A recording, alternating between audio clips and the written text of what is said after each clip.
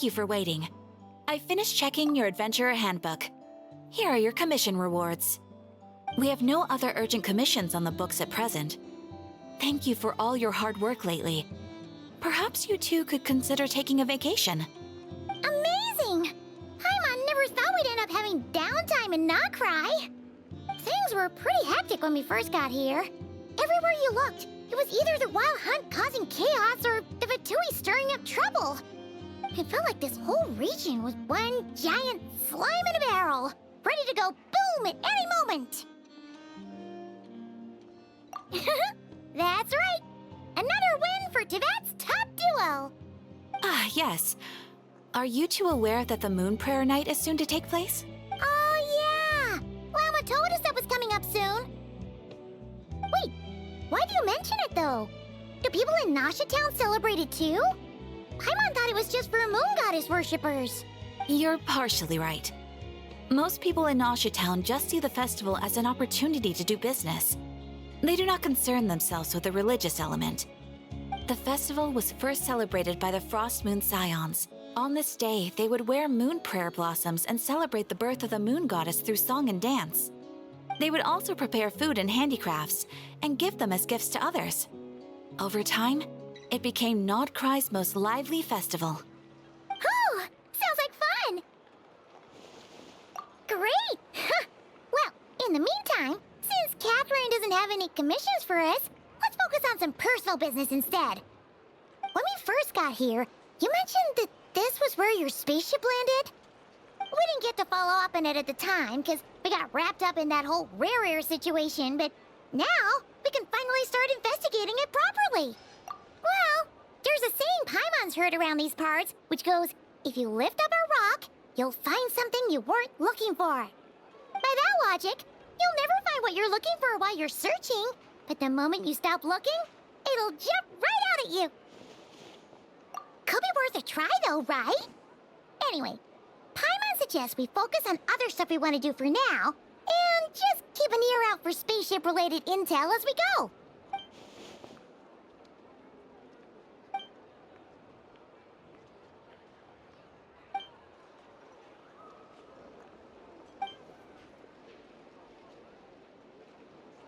What's wrong? She looks super serious all of a sudden. Huh? Paimon gets why you'd be concerned about Columbina, but what does the doctor have to do with anything?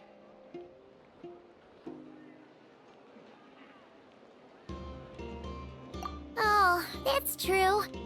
And now that you mention it, we're definitely overdue for a showdown with the Fatui. It is weird that he hasn't shown himself this whole time. What could he be up to? True. Paimon would much rather deal with Marionette anyway. She says the meanest things, but when it comes down to it, she doesn't seem like a bad person. Maybe it's the pressure of being a Fatuse? Especially as a Harbinger. Does she feel like she's gotta act tough to keep up appearances or something? But then, every time we headed out with Rarier, she always wound up having to repair Polonia and her other robots. That's gotta sting. Losing face always hurts more for people who care a lot about their image. She's probably still furious about it. What? Relax, she's not even here. Huh? What's the matter? Oh, nothing. Sorry, we'll be on our way now. Where are we again? Oh yeah, Columbina? Right, yeah, let's go see Columbina.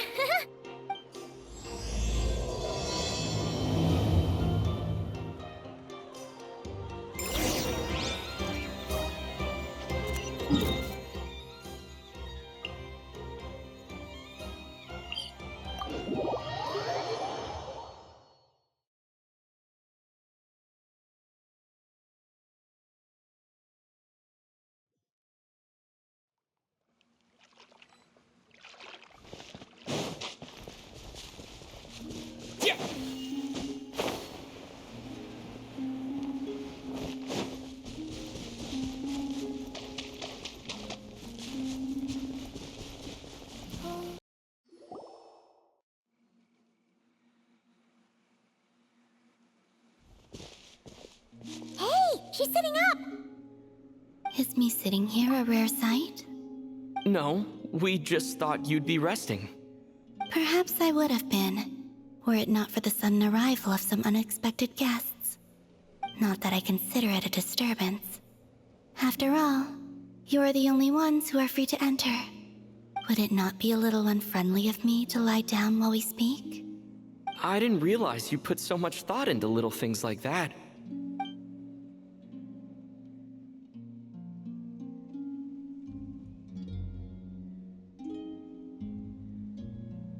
Only sometimes.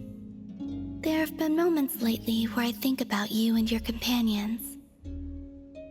They are warm, mysterious, and cozy memories. Very few of my past memories are anything like that. They say that travelers return home bearing bags full of souvenirs. But my luggage was empty, and I believed it would stay that way. Return home? So, you're still planning on returning to the moon? Yes. This planet continues to reject me, reminding me that I do not belong here. If I remain in Teyvat, there will come a day that I disintegrate. And I don't mean reduced to dust or turned into food for the flowers. I mean, I will cease to exist entirely. All right then. Well, we're sure gonna miss you. But it sounds like we'll have to say goodbye.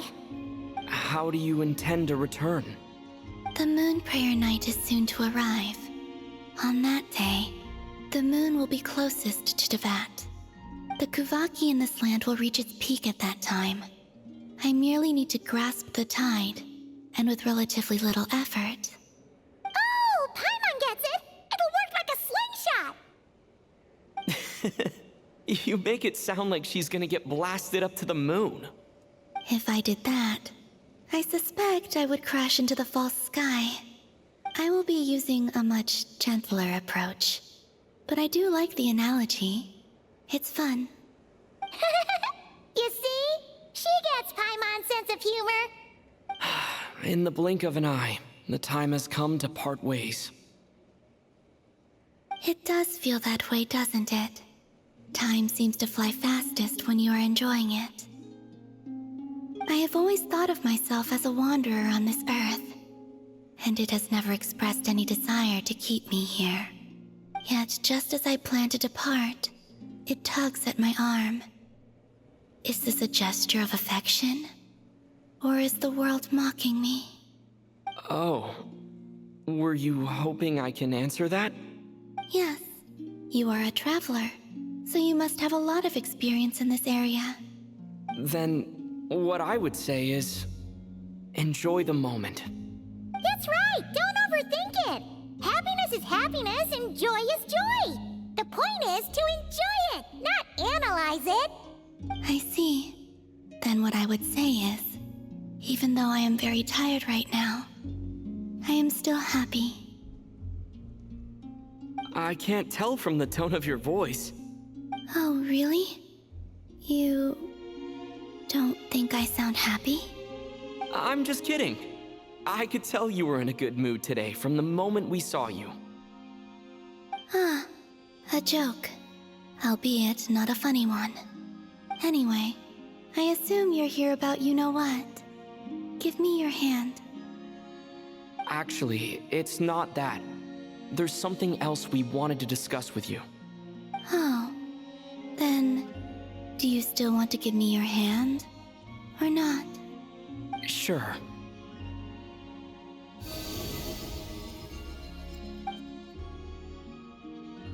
Thank you. So, I've heard that in the moon prayer nights of the past, people here would hold celebrations in the moon goddess's honor.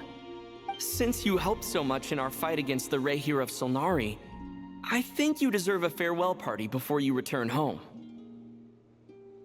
I haven't asked everyone else for their opinions on this yet, but I'd like to invite you to join the upcoming moon prayer night. I've never joined a moon prayer night before. I'm not sure what I would even do. Oh, don't worry about that! We take care of everything. All you need to do is show up. Of course, there's no need to force it if you're not feeling strong enough. It's just, this kind of felt like a golden opportunity. But they call me Kutar, and the Fatui have an arrest warrant out for me. I shouldn't appear in public right now.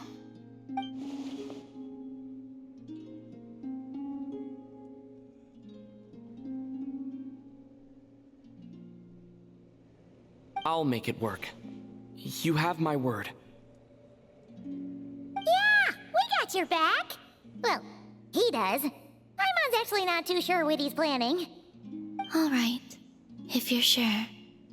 I will not refuse your invitation.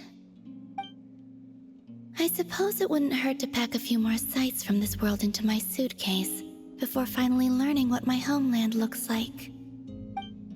Oh, if you see Lauma, please tell her that my answer to the question she asked me is neither yes nor no. Rather, it is, there is no need. That was kind of cryptic, but sure.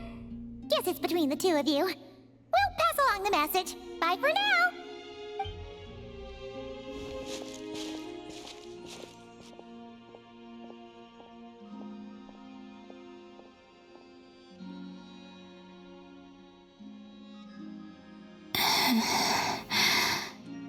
And also, I do not know.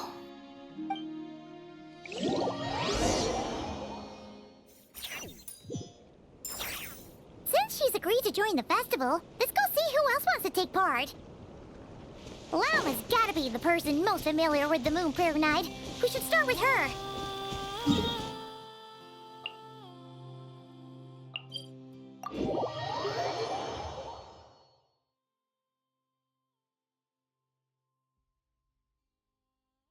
Also, what exactly is your plan to keep her safe?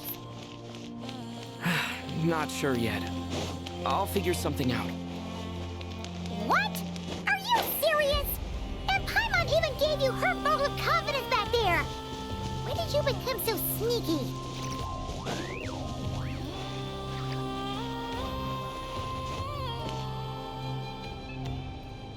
Hey, Llama! It's us! Huh? Varka? What are you doing here? Beats me.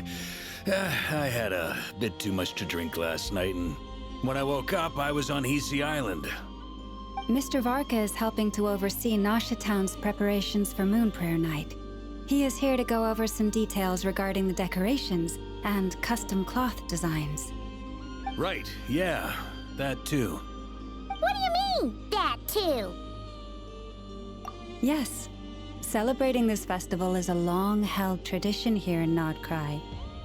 On this day, the crescent moon at the top branches of the verdant crest turns into a full moon, and the moon prayer blossoms bloom with a special radiance. Our people take these to be blessed omens. It's an especially welcome event coming off the back of all that nasty business with Rare.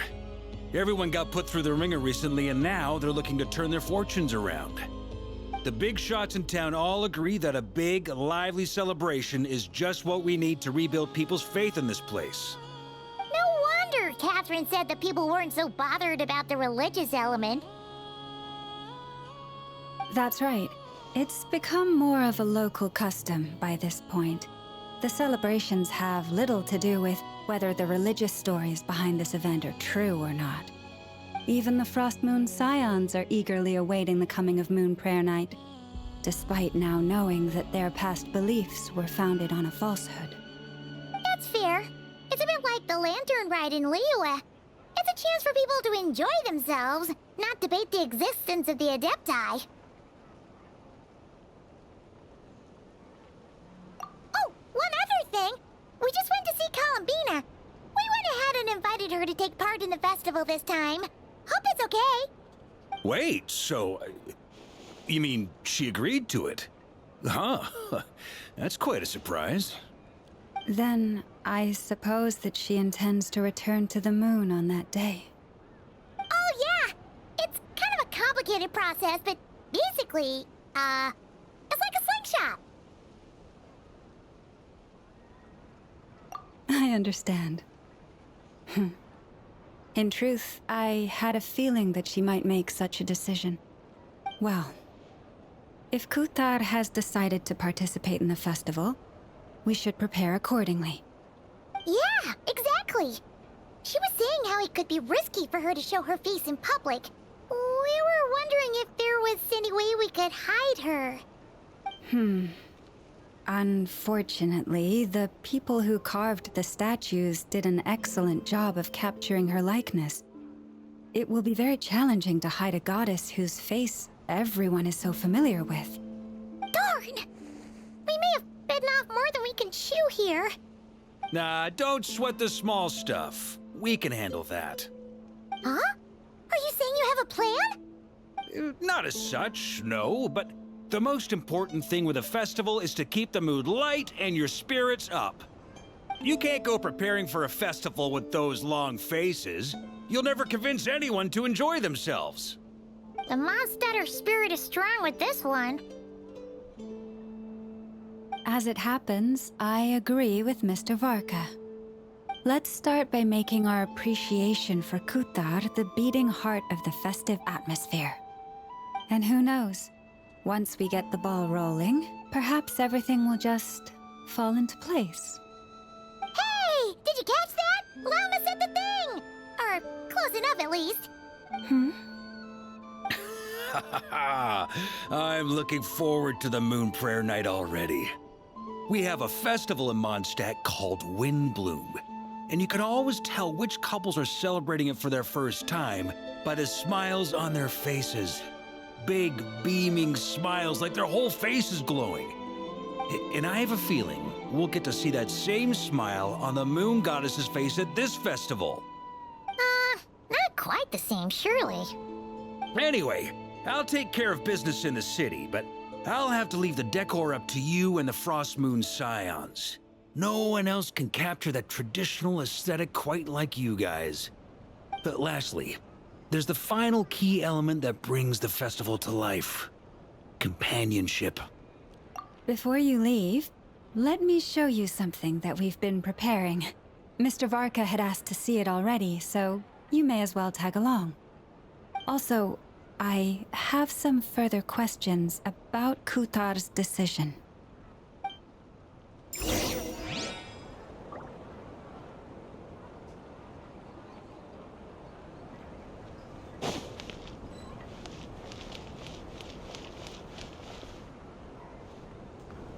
Huh! What's this? They sure look like they're having fun. I believe so. Kuhenki seem very skilled at playing drums like these, although I'm not sure where they learned it from. Maybe it's an innate talent? In their eyes, they're probably just playing with toys.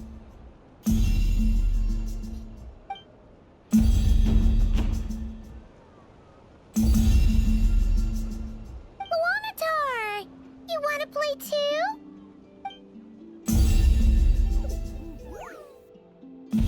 Yeah.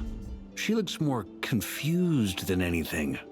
Maybe we can teach her next time if we get the chance.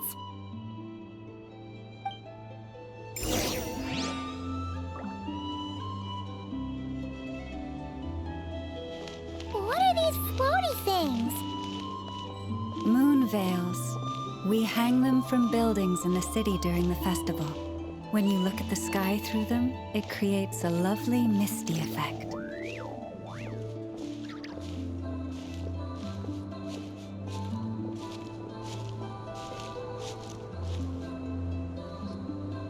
Everyone seems hard at work. They're preparing items for Moon Prayer Night. For instance, the sculpture being made over here, Mr. Varka and I were just finalizing the details of where it will be placed. Ah, there she is. I didn't know the finished article would be so large. Not to worry, though. All the necessary arrangements have been made.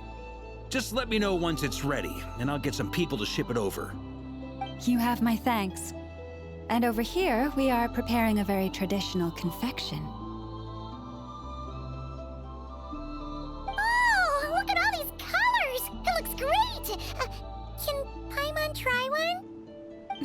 Of course. I have a feeling you'll like it a lot. You bet! Sweets and treats are Paimon's favorite. If you included those in the Feast of the Moon, I bet Paimon would have joined the Frost Moon Scions by now. There will also be verdant crests like this present in Nasha Town during the festival. The timing of Moon Prayer Night is not completely set in advance. We make a rough estimate, then observe the changes in the verdant crests and moon prayer blossoms to guide us. As such, the wait itself is a fun feature of this particular festival.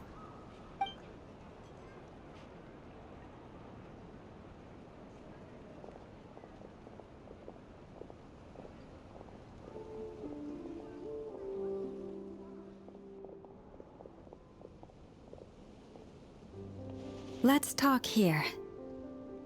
To tell the truth, I am very surprised to hear that Kutar is willing to participate in the festival.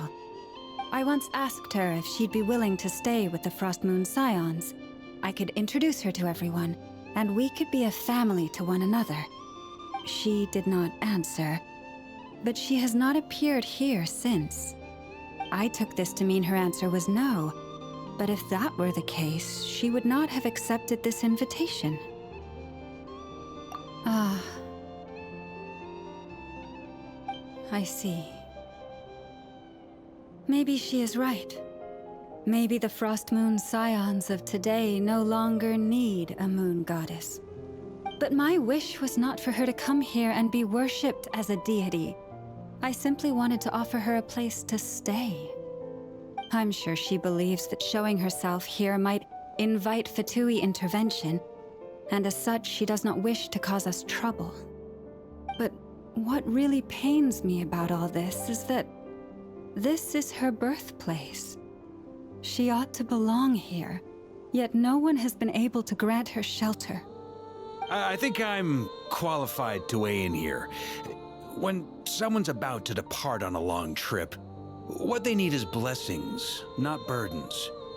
We should wish her the best, not make the journey harder than it already is. Anyway, she's agreed to attend, hasn't she? All we need to do is simply respect her decision. I see your point. Yes, she will soon depart after all. Our job is to leave her with some happy memories. Besides, who's to say her journey to the moon is a one-way trip? It's not like she can't come back and visit if she wants, right? Paimon agrees wholeheartedly. Festivals are all about having fun, so let's keep it simple. All right, I'm gonna head back to Nasha Town soon. Want to come with? I'm guessing you have some other folks to visit there. Sure thing, let's go! Bye for now, Wilma! Thank you all. Goodbye.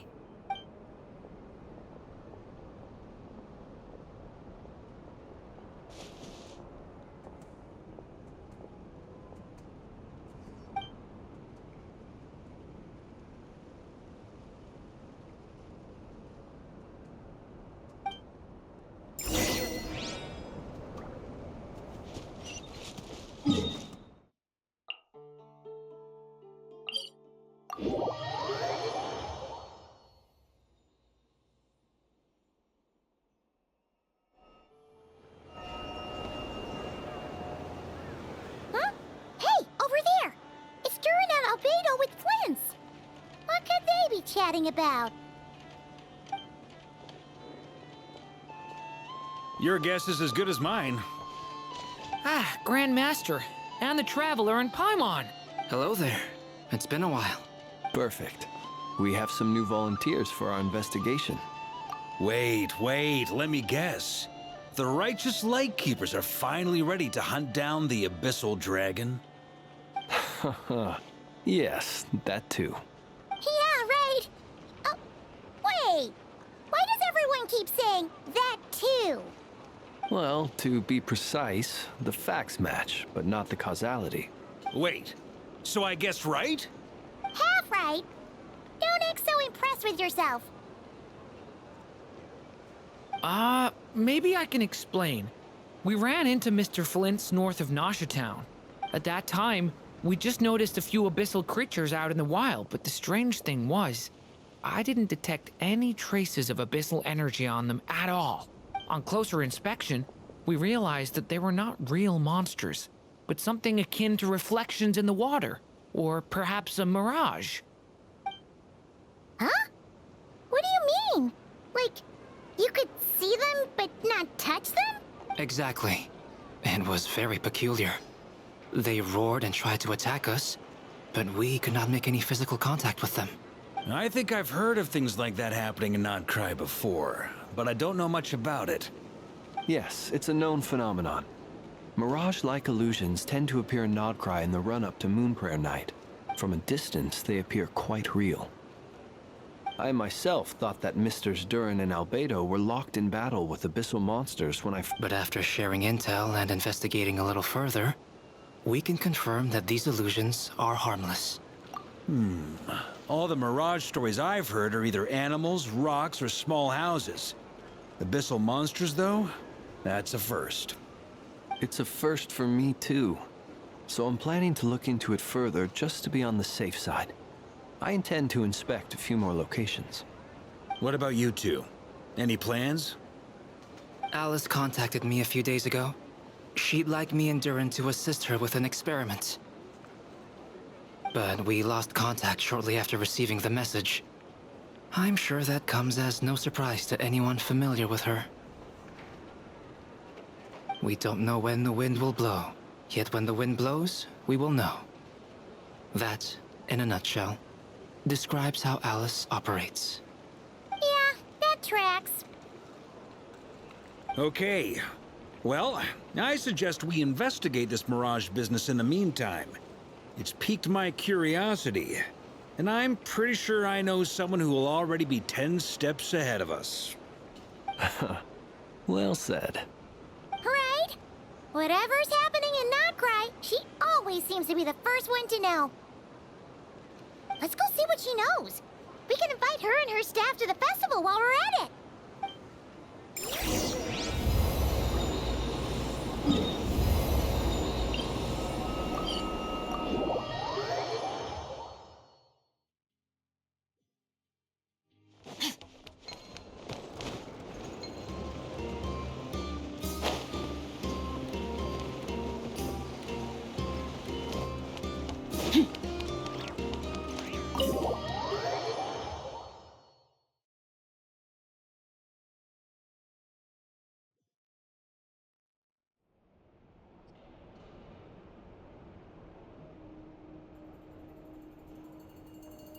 You're right, I have noticed.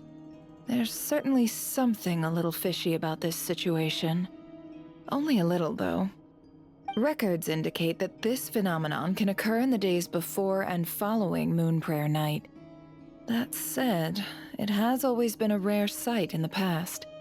The odds of encountering these phantoms are similar to looking up in the night sky, happening to see a shooting star, and managing to make a wish before it disappears. But this time, either everyone's getting lucky, or they're appearing far more frequently than usual. Yehoda's out gathering intel as we speak. In the meantime, let me check off some points of interest. First, the Abyss. The ones we saw seem to be abyssal monsters. Indeed. But we have identified one location where many more of them have made an appearance. And not just monsters, but human phantoms, too. Given the scale and nature of the phantoms, it's almost as if someone's last memories are coming to life. Or perhaps the memories of multiple people. Oh. So you mean the phantom monsters are hunting down the phantom humans? Exactly.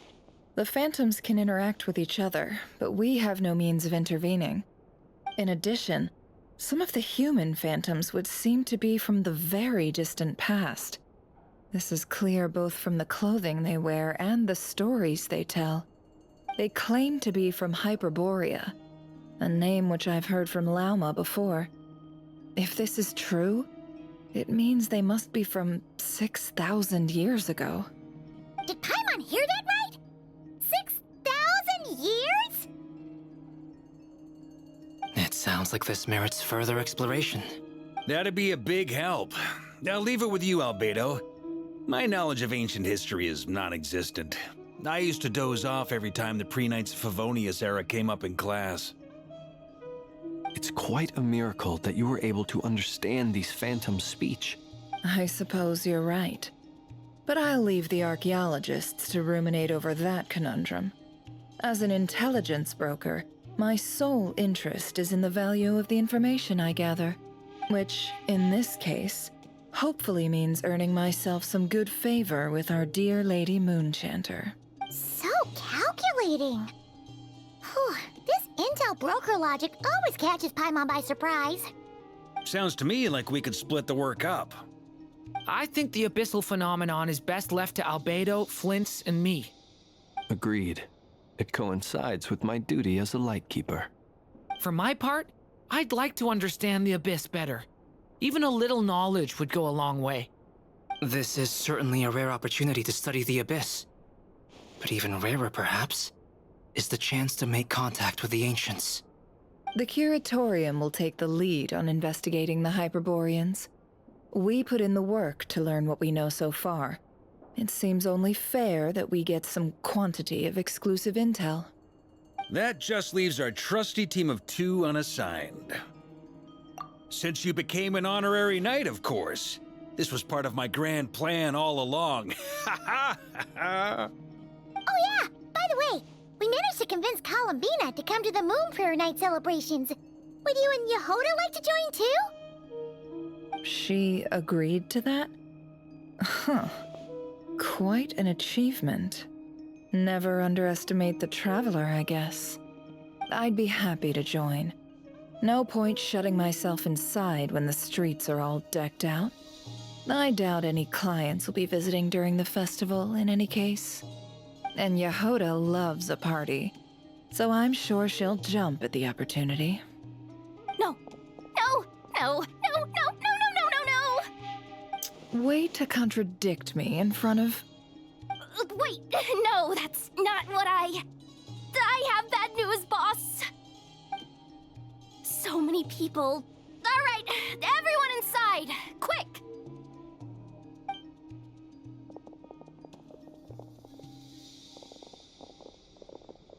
This is gonna sound crazy, but hear me out. I saw one of those phantoms at Star Sand Shoal, and it was some sort of flying ship. Like a spaceship? That's gotta be the one you came to Tibet in. You said you saw the same thing through the moon marrow, right? Huh? You already know about it? Ugh, I thought I was gonna blow people's minds. Turns out I'm the last to find out. Wait, back up. You came here in a spaceship? Now my mind is blown! What's it like on the inside? Was it like flying through space? I want to know everything! Yep, exactly. Huge discovery. You're the best, second best intel broker in the world. After your boss, of course. Wow. Really? Well, I don't know if I'm all that, but... I guess that decides where we're heading next. Come on, don't look at me like that. I know the spaceship doesn't have anything to do with me, but you don't want to leave me as the only one twiddling my thumbs, do you? Fair enough. You can tag along.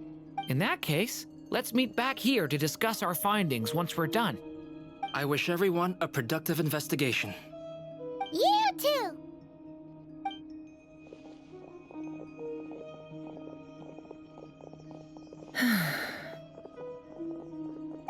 What's up, boss?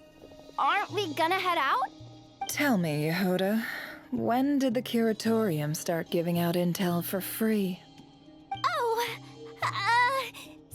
sorry, boss.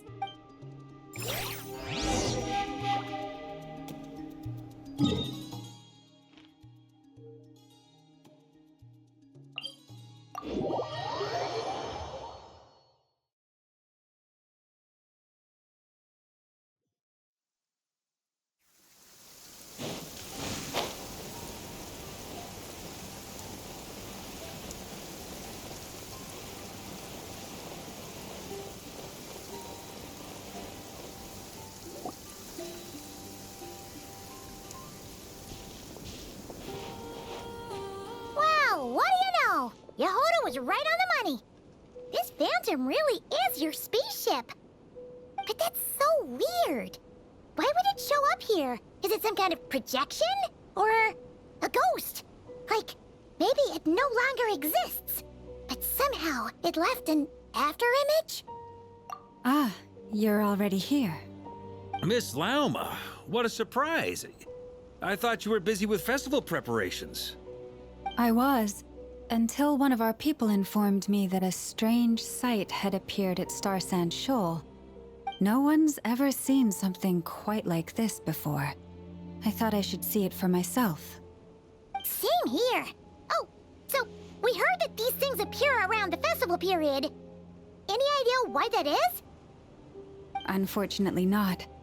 We have very limited information about them, since they can't be interacted with.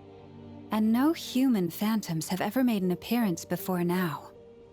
The most we've been able to deduce is that these sightings appear to be connected to the increase in Kuvaki energy around this time. Yeah, seems like that's all we can do. This is all so confusing. Allow me to lend you a hand.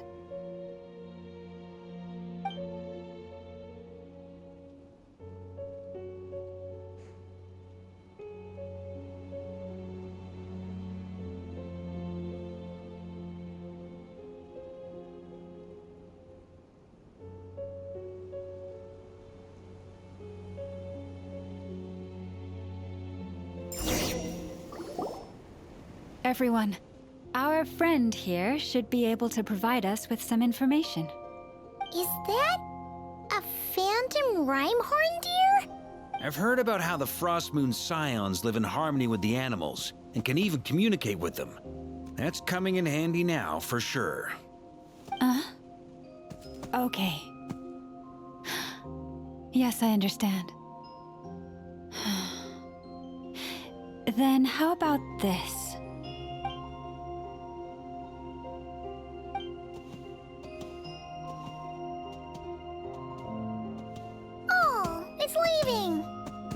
It appears to share our curiosity about this giant spaceship, so I asked it if it wouldn't mind investigating along with some friends.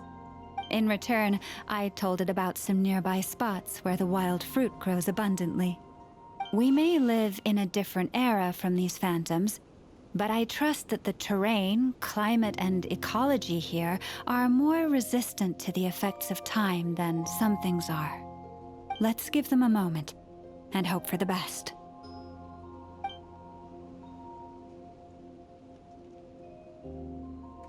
All back together? Must have been a lot of fruit. Indeed. Now let me ask them some questions.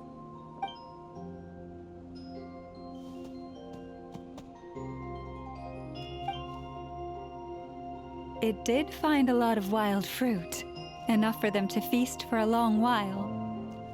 This puffin circled in the air several times, but didn't spot anything out of the ordinary. Certainly nothing to do with the spaceship. Huh. Well, it definitely makes sense to get a bird's eye view. Indeed. Other than that, I was also thinking that the world these phantoms see is also different from ours. Oh, I get what you mean.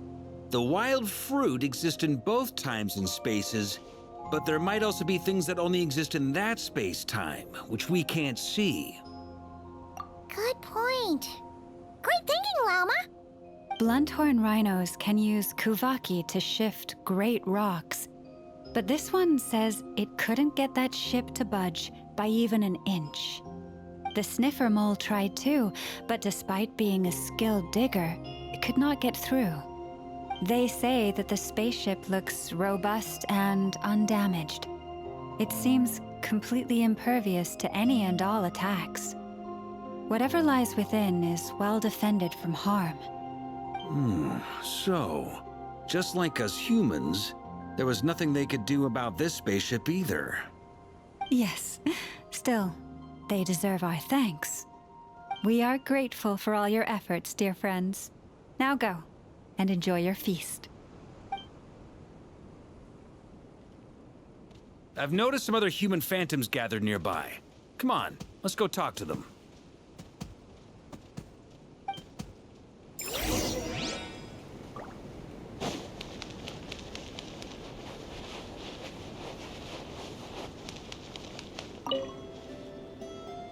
What is this thing? I've never seen it move, and there's no way to get inside. Goodness knows. My grandpa says it's been sitting here at least since his grandpa was still alive. What about his grandpa? Did he say anything to your grandpa's grandpa about it? Huh? I don't know. In all likelihood, it was here back then too. Hard to imagine something this huge could move. Guess that means that as far as they're concerned, this ship's been around a long time.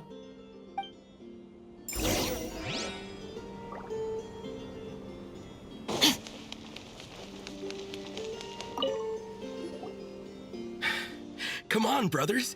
If we can get even a small chunk off of this thing, it's gotta be worth a fortune.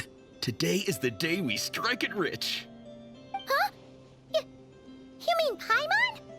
Yes, brother, I shall join you. Let's make our fortune. We should go with them. What the? This thing is crazy tough. I can't even scratch it. What's it made of? Sorry, brother. Looks like we'll have to seek our fortunes elsewhere. Enjoying yourself? I was just seeing if I could influence this phantom's perception by playing. But nope, no dice.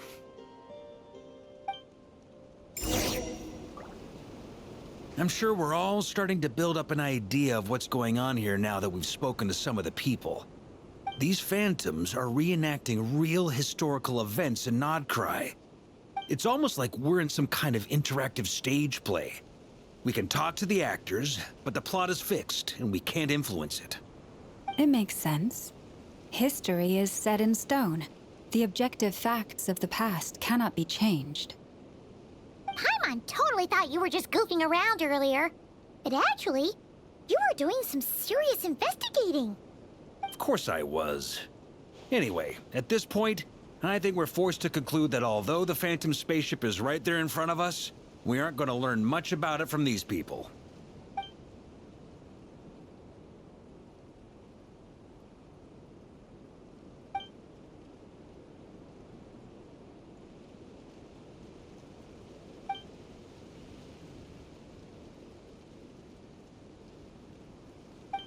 Don't be discouraged. If nothing else, this is proof of the ship's existence. And think about it. So many people tried to hack their way inside, but no one could get the door open. It's made of very tough material. To me, that says that we'll either find the ship itself or the story behind it. It's just a matter of time. Huh. Every now and then, when Varka gets serious, he actually does seem like Grandmaster material for once. I wonder how the others are doing. Let's head back for now. Sounds good. Also, drinks are on me if Team Knights of Favonius is the first to finish. Wait, we have a team name now? Am I in Team Knights of Favonius as well? You're very welcome to join. We've even got a cathedral ready for you. Isn't that technically blasphemy? You wouldn't dare make a joke like that if Barbados was in earshot. Nah, I'm sure Barbados doesn't mind a little harmless blasphemy once in a while.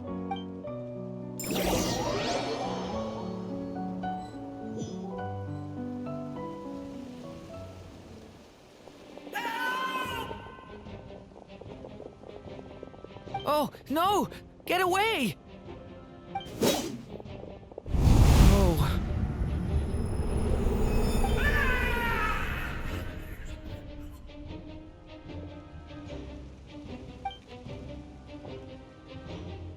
I know it's hard to stomach, Mr. Duran.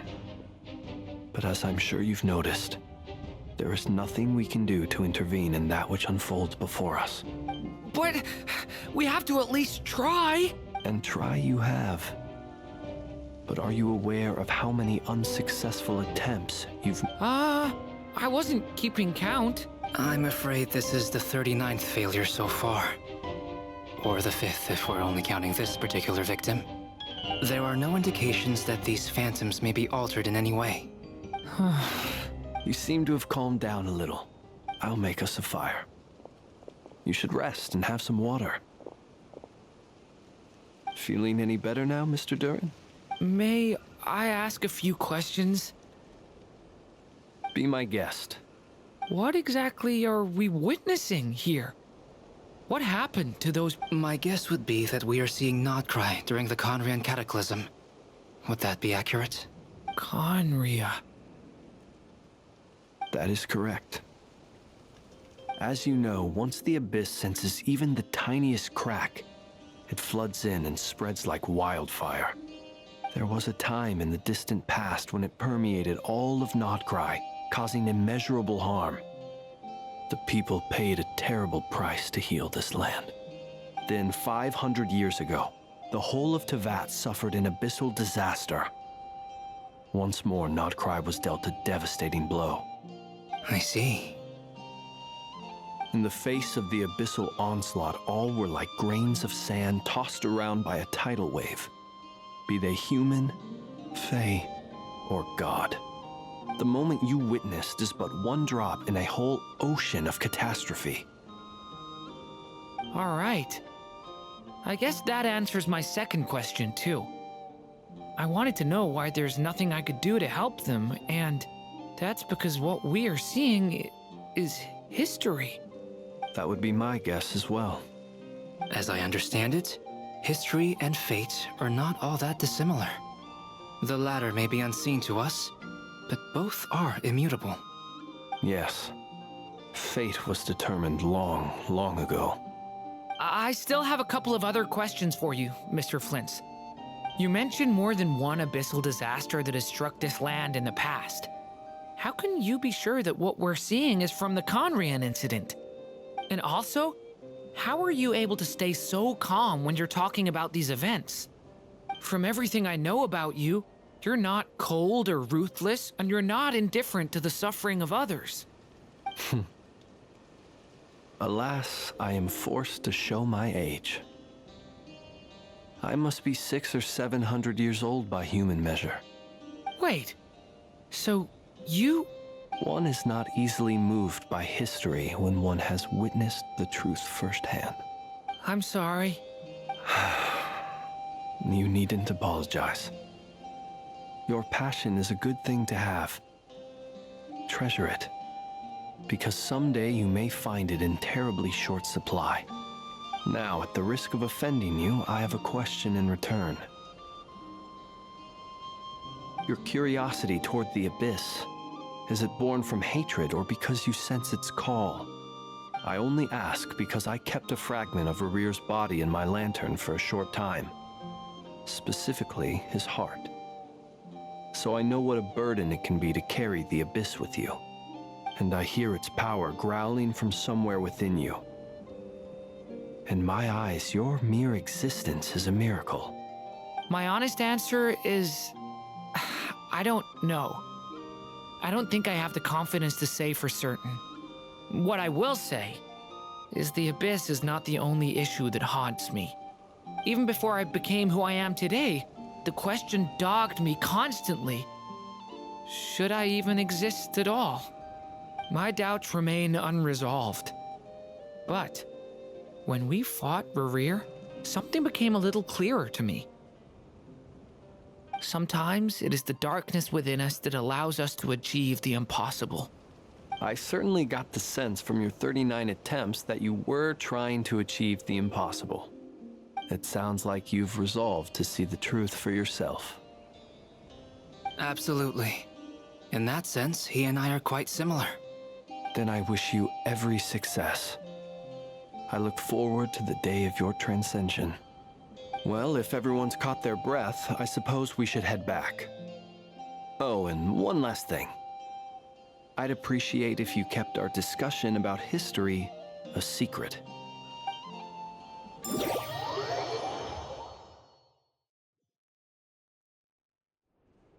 Incredibly, our separate investigations led us all to the same conclusion. Hooray for consensus! Yeah, but we barely learned anything, though. I totally thought this would be the mother lode. Talking with the ancients?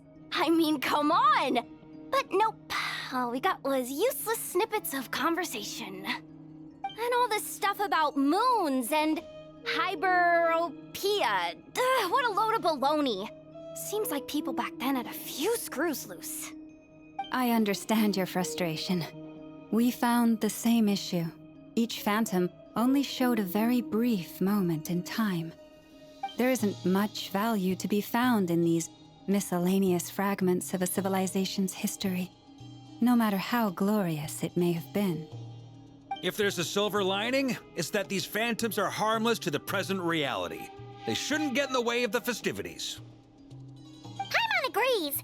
And not just because it's the first thing she understood in this whole conversation.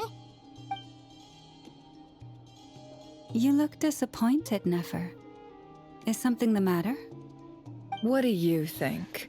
We all worked our tails off, but the only one to gain anything from it was you, Lady Moonjanter. Well, please do share the Hyperborean records with me. I will gladly inscribe them in our people's documents. Oh, duh! Yeah! That was it! Hyperborea! Hyperborea. I'm serious. Only an expert in the Frostmoon Scions and their history can turn these records into valuable research material. The alternative is to let them gather dust on the Curatorium's storage shelves until the pages turn yellow. Nefer, you're wise enough to know that cooperating and sharing the profits is the best course of action here. Well, that goes without saying. Sure, let's do that. Huh? But didn't you say we aren't supposed to give out intel for free? Sorry. Shutting up. Now is not a good time to push Nefer's buttons. Anyway, back to Moon Prayer Night. I'm thinking that we should prepare something a little special, aside from the usual decorations and so on. You mean a parting gift? Can't go wrong with food.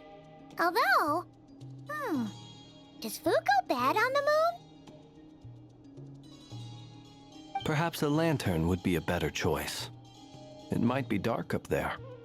It could prove difficult to light a lantern on the moon. Magical stones might serve that purpose better. What about a clockwork mecha model from Fontaine? I've got a whole bunch at home.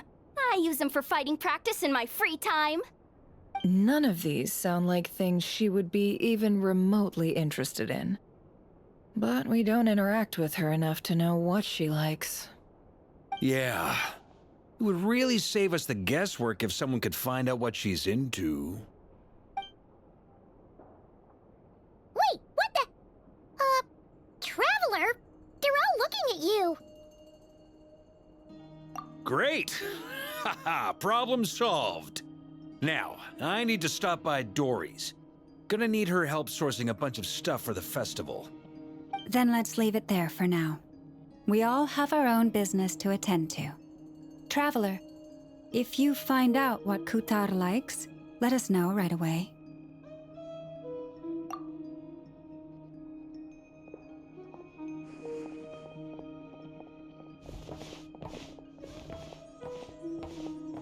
Is something the matter?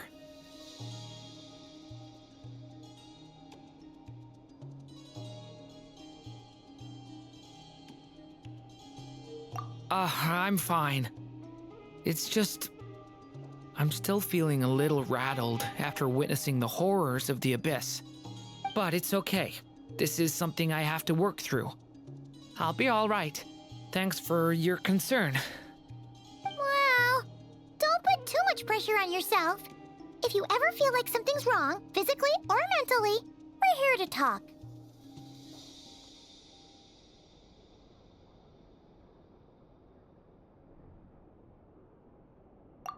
Come on! Stop treating me like a kid.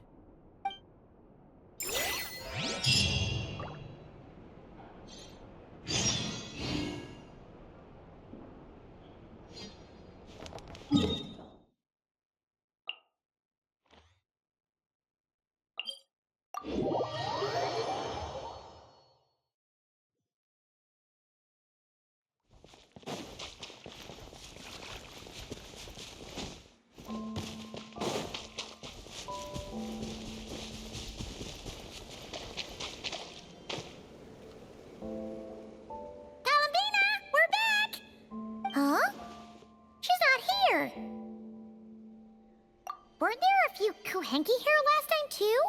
Where did they all go? Walkies? For Henki? You're not pets, you know. Oh, well. Looks like we just came at a bad time.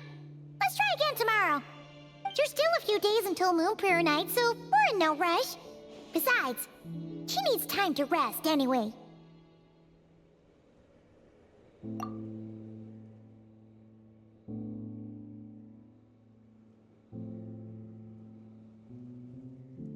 Kalamina! Are you back yet? Oh, how strange. Looks bright. It's not like her to spend so much time outside, especially since she's worried about attracting unwanted attention. What about Luonatar? Luonatar, you there? Hey! Do you know where Kalambina went? Sorry, didn't understand. But if you know where she is, could you take us to her? Yeah, that's even stranger. What about him? Oh, that's not good news. They change color when Kalambina gets weaker, right? And they look super pale right now. Good idea. She might know what's happening.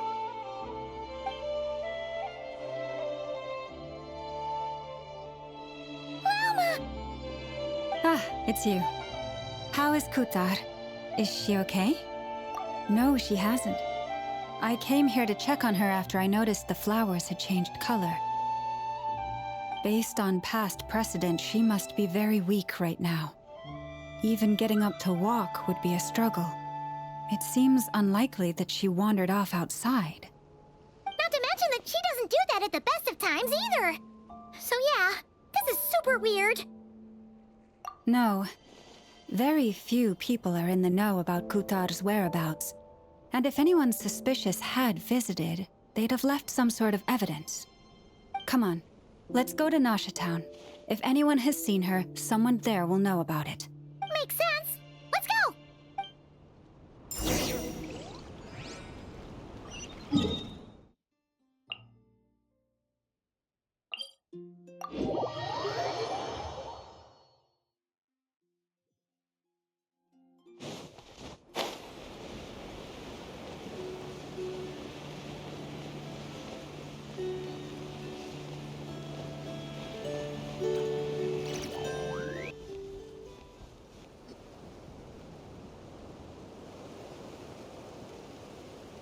Moment. Is it just Paimon, or is this stall kind of suspicious? It's never been here before, right? No, I don't recognize it. Alas, your free and easy adventure time is over. Now, prepare to face the final boss of Nod Cry. Whoa! Where'd that voice come from? Not sure, but it's definitely hostile. No, not that way. The final boss is right here. The sniffer mole? That's the final boss? Surely not. Also...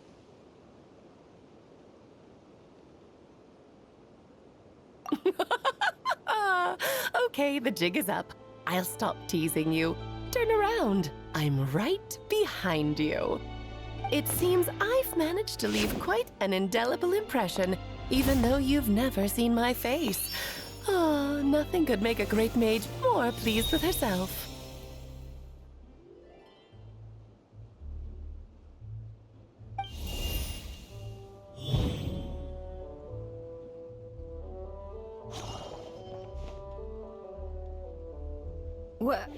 What is going on? I've heard that all the big shots in Teyvat have long, wordy titles that stun people speechless when they make their entrance. Unfortunately, none of them are affiliated with the Hexenzirkel, and we ourselves keep a very low profile. The notorious name-dropping doesn't quite work for us. Still, I, for one, think I'm really quite amazing. So that didn't stop me from coming up with a title anyway. Alice! It's really you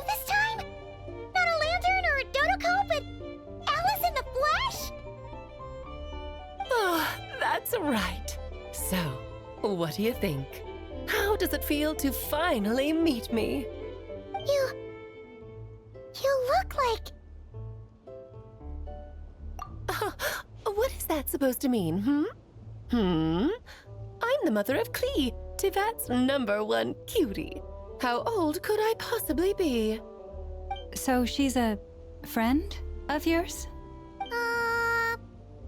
Kind of. This is actually the first time we've seen her in person.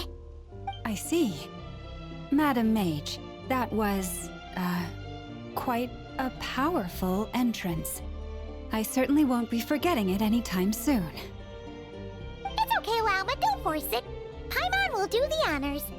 This is Alice from the Hexen Circle. She's a friend of ours. And of Arcus, too. That's right. She's a good person, just kinda... unpredictable. Well, what is the human heart if not unpredictable? If we could not do as we please, how would we differ from machines? I am Lauma, Moon Chanter of the Frost Moon Scions. It is a pleasure to meet you. Oh, I know. Before you got here, I spent a good, 15 minutes getting up to speed on Nodcry's present situation. In other words, I've read the whole in the last episode part, so we can skip the pleasantries. Fair enough. Well, Miss Alice, I can already tell that you have quite a unique personality. You'll get used to it. Paimon sure is. So anyway, what are you doing in Nodcry, Alice? Oh, I thought I told you already. This time, I'm the final boss. And what a formidable foe I shall be. Powerful, confident, decisive, and good luck finding my weak spot. You will never succeed. Aw, drat! My one weakness, and you found it in an instant. Fate has been dealt a devastating blow. Thus falls the great Dodo King. Why are you playing along with this nonsense? For funsies, of course. What's wrong, Paimon? Are you disappointed in me? Am I a gigantic letdown? No, it's just... you seem like a busy lady. And this is the one time you've shown up in person. Paimon figured it would be for something more high stakes than just goofing around. You're quite right. I'm here in Nodcry because something big happened. Something big enough it caught the attention of the Hexen Circle. It concerns the 3 moons, Tivat's borders, and of course, the moon goddess you are currently searching for. Kind of. Why don't we discuss this over a pot of tea? My main reason for coming on this trip to Tivat was, of course, to have some fun. But I do technically have a job to do as well, namely, maintaining the stability of Tivat's borders. I'll skip over the complicated parts, but to sum it up, abyssal energies are all that lie beyond Tivat's border. We'd find ourselves in a real pickle if they ever made it through. And the phantoms you've been seeing are a sign that the border has been disturbed. No wonder they tend to show up around Moon Prayer Night. Is it because the real moon is now so close to us that its power can cross the border? In part, but only a negligible amount passes through. Just enough to influence the verdant crests and so on.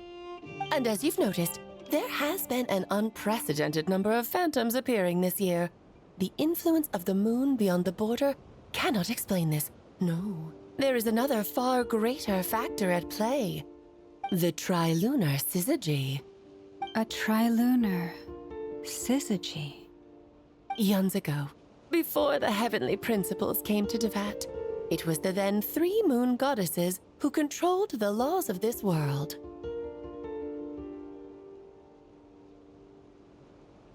Oh, that's exactly it! The 3 goddesses split these powers amongst themselves, promising never to consolidate them into one singular body. This was meant to keep the world stable. But, fast-forwarding to the present, the eternal moon's marrow is with you, while the iridescent moon's marrow, which should never have appeared in this world, has been retrieved. Add that to the presence of a moon goddess in the flesh and... the power of all 3 moons is gathered here in Notcry. There hasn't been an event like this since the War of Funerary Flame. And it's having a noticeable effect on Tevat's borders. Because I wish to give my darling daughter a peaceful, sunny environment to grow up in. Is that a good enough reason? Kinda sounds like you're dodging the question, but it does make sense. Well, that's one reason anyway, and the most important one. The others are a little complicated to explain. For instance, cleaning up after dearest Miss R.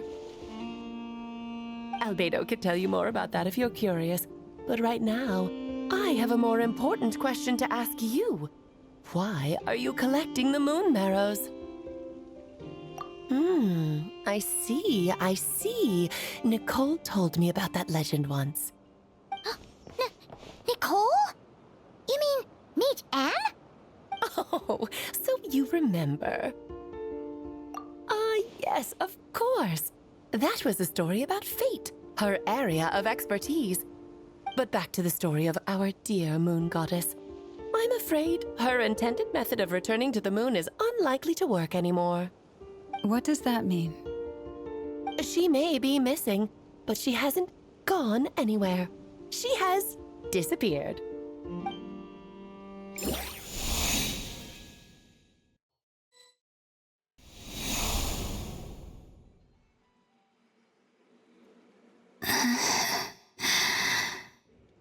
My body is so heavy. Wait, no. It's my mind that's heavy. My arms and legs are as light as a feather. What's happening to me? I feel drowsy, like I've been asleep for too long. Is it daytime or nighttime? Is the moon out? I think I'll go for a walk.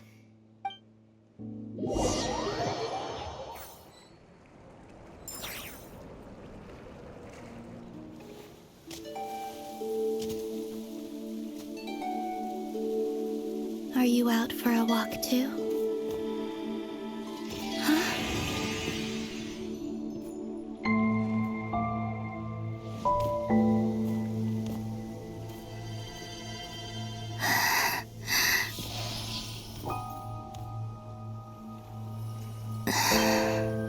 The day has come at last.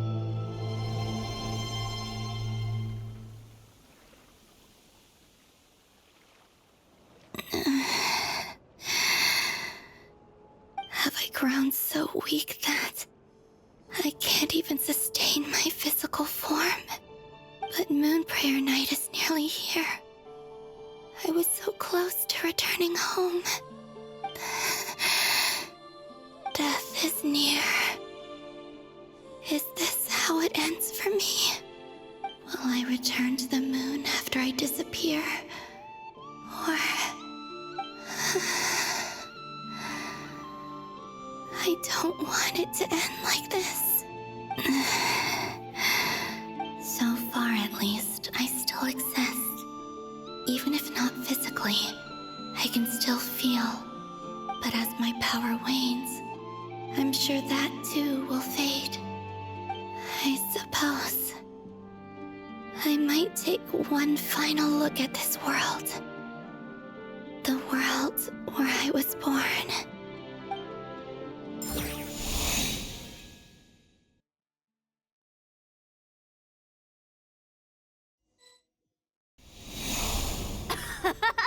Come on!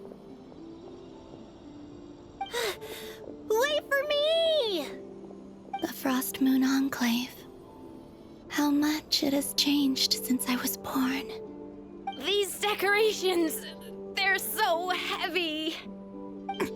It's times like this when you kind of wish men could be priestesses and acolytes.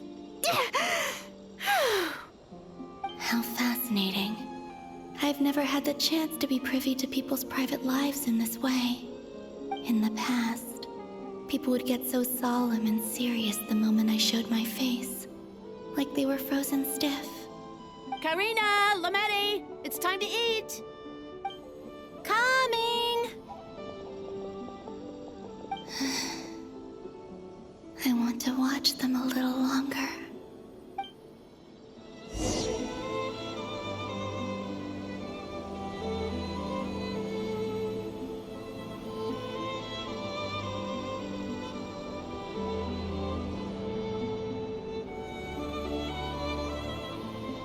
So just fill these balloons with air, right? Yep. Try a couple now to test things out. The rest can wait till Moon Prayer Night. Think fast. Rita! Teasing an acolyte of the Frost Moon Scions? Surely that's a punishable offense. Take this! Huh? All right, enough horsing around. Lady Lauma gave us a task. We should get back to it. The task is just to check that the balloons don't leak, right? Doesn't matter if we fill them with air or water. Yeah. Okay, you got me there. And you got me there. But still, we can't use all the balloons before the festival even starts. We won't use all of them. And as long as Lady Lauma's trusted acolyte doesn't snitch, this can stay as a little secret between friends. A couple more can't do any harm, right? Oh, you menace. Then, think fast! Is pumping a balloon full of water really so much fun?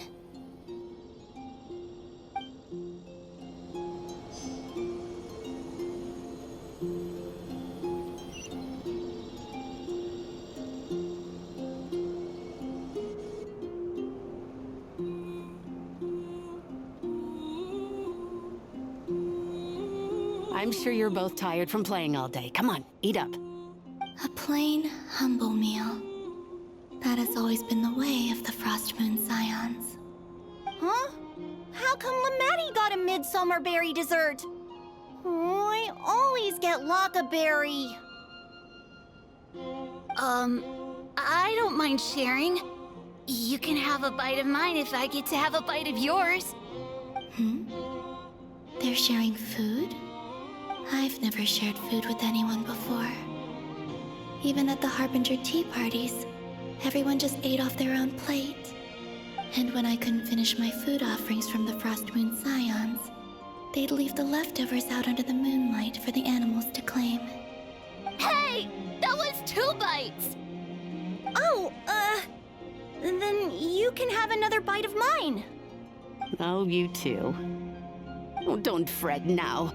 Here, have some of Granny's too. So this is what it means to be family.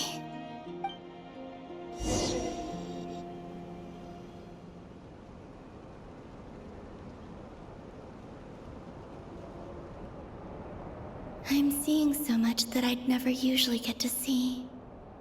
They'd never act like this when I was around.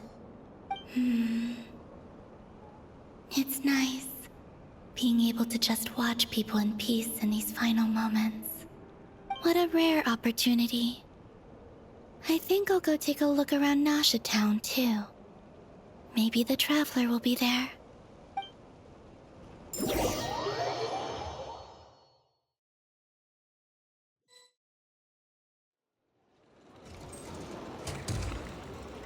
After the War of Funerary Flame, the Moon Goddesses were no longer recognized by Teyvat.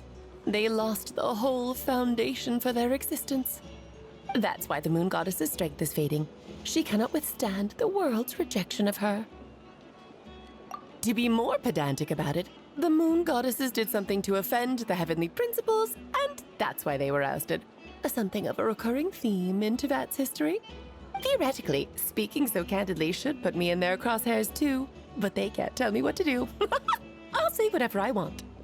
Anywho, the Moon Marrow energies were but a drop in the bucket for her, and that battle against the Ray Hair of Solnari only weakened her further. Fortunately, it happened close enough to Moon Prayer Night when the Kuvaki concentration here is high. That's the only reason she managed to survive this long. What do you mean, fortunately? You said she disappeared. Oh, what a headache. I thought this was all common knowledge. I guess I have some more explaining to do. Okay, buckle up. It's time for another lecture.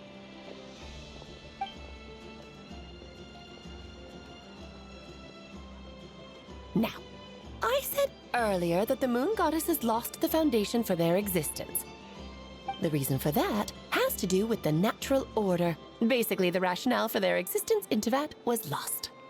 The same logic applies to the present moon goddess, too. Consider her existence so far.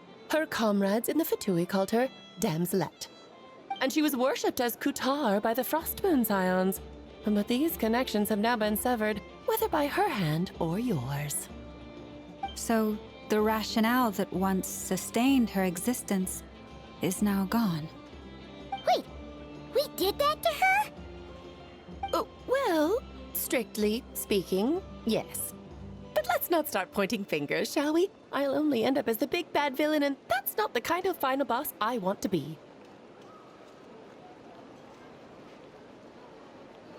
Of course I do. I'm only the greatest mage in the whole entire world.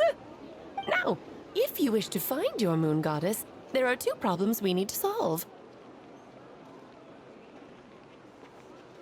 Firstly, we'll need to strengthen the connection between her and Teyvat, at least enough to sustain her until Moon Prayer Night.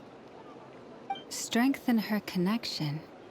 But does that mean I'll have to rally all the Frost Moon faithful behind this? I'm afraid a bygone faith and a former home won't be of any help to her now. Do you know her name? Her name? Yes. Names are very important things. A name is a fundamental concept that anchors one's entire existence. Then your first job is to find it. As a moon goddess, I'm sure she must have a name she identifies with. Neither Columbina nor Kutar is her true name, and she's never really accepted either of them. So, finding out her real name is enough to sustain her existence? Yes, I know it sounds like a small step, but every journey begins that way. So for now, that's all we need to focus on. The second problem is with her plan to use the moon marrows to return to the moon. Unfortunately, piercing through the false sky will take an enormous amount of power. Given her current condition, she won't be able to provide anywhere near enough power, even if she recovers her physical form. But no need to fret. Nicole's the expert in this field, and I'm sure she'll figure something out.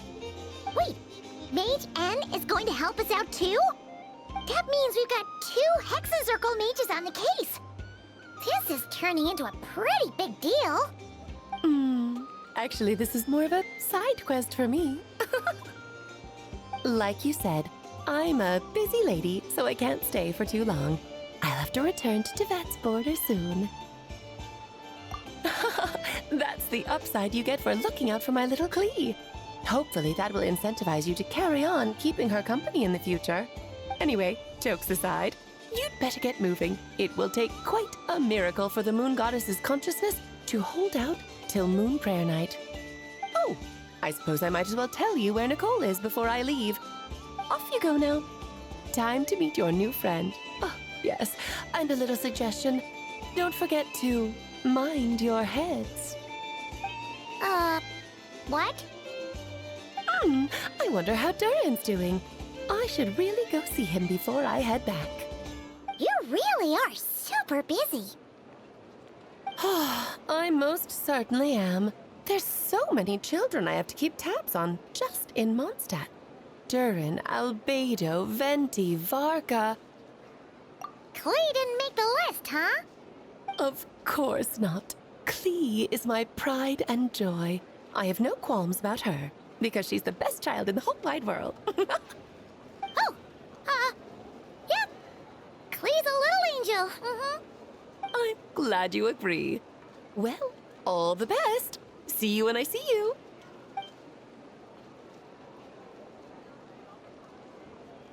She left in a hurry. Yeah, she didn't pack up her stall.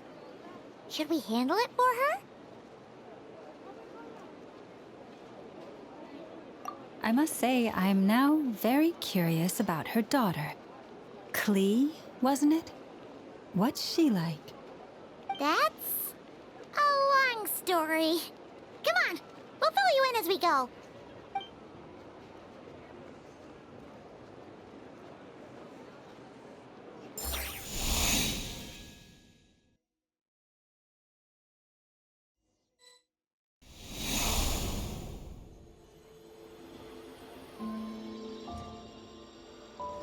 What a lively place. I've never experienced Nasha Town like this before. Hey, you old geezer! Your hammer's rusted through! Who are you calling old geezer? Are they quarreling? I'm looking right at him! You've really gone downhill since giving your daughter free rein in the workshop. Can you even swing a hammer anymore? It shouldn't take you days just to fix a single chair! You might as well use that hammer to massage my back for all the good it's doing. Don't run your mouth, or you'll get a back massage that'll put you in bed for the rest of your life. Look, the materials haven't arrived yet, all right? You know how busy it gets in the days before Moon Prayer Night. I'll bet you send all the materials to your little princess. Blood's always thicker than water, huh? All right, you've made your point, Uncle Koski. As soon as the materials arrive, fixing your chair will be the #1 priority. And Dad, if you've got time to chat, why don't you lend me a hand, See? Lolka knows what the score is. I guess they're friends. But the way they spoke to each other was so ugly. Then again, it wouldn't be the first time I've seen something like this. Columbina! Sing outside my door in the middle of the night one more time, and I'll unscrew your vocal cords. You hear me? Oh, Zandrone. So that was her way of trying to be friends with me. What a pity. I won't get the chance to say any ugly things in reply.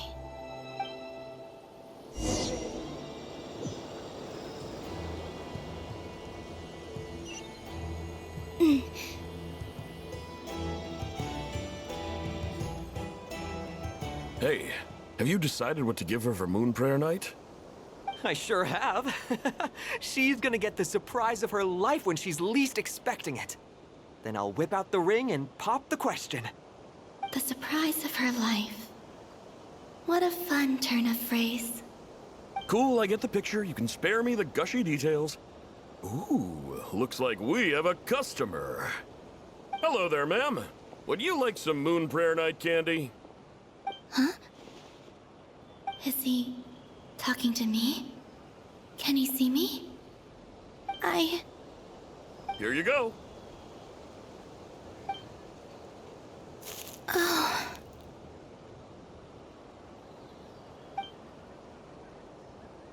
Come back anytime. Right. Now, where were we? I don't know why, but I still held out hope.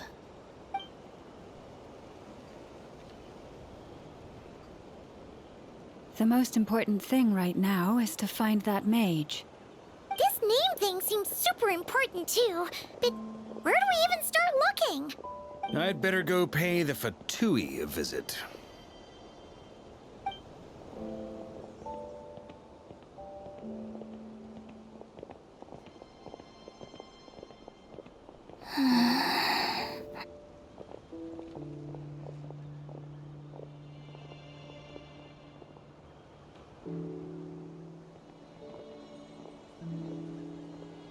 Columbina?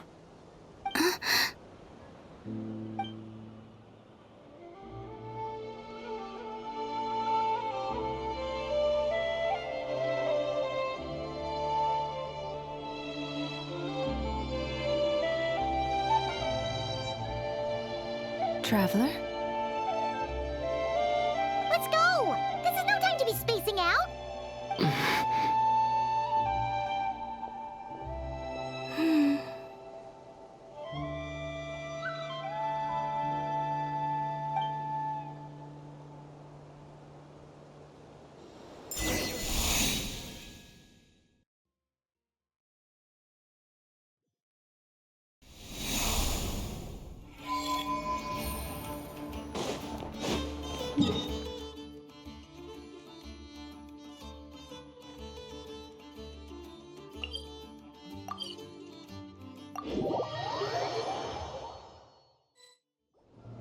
Where are they going? They mentioned a mage and... a name? So, Mr. Varka, are you acquainted with this Nicole? Or should I call her Mage N? Ah, not really. We've never met, though she has come up in conversation. From what I've gathered, Alice kinda took Nicole under her wing. Taught her how to speak in a more ladylike fashion, that kind of thing. Huh. Hard to imagine Alice as an etiquette coach. Yeah, Alice is a larger-than-life personality, I'll give you that. But then again, that's why she's able to draw such an eclectic mix of people into her inner circle. If I remember correctly, being an interesting person is actually one of her main entry requirements. So, if you ever wanted to join the Hexen Circle, I'm sure you'd both be eligible to apply. Hey! Don't go around making promises on Alice's behalf! I wouldn't dare. I'm just trying to paint a picture of the Hexen Circle for you. Okay, sure. Anyway, since none of us have ever met Nicole, how are we supposed to find her? We can't just go up to every woman in sight and ask, "Hey, are you Nicole?" Maybe something she's wearing will give it away? Like a wind bloom pinned to her chest or something. Wait a minute. Alice never said Nicole was from Mondstadt. Oh, true.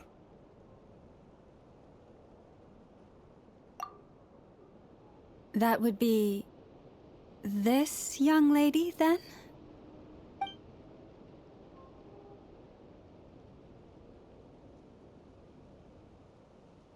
Hey there! Sorry to disturb you, but... are you Miss Nicole?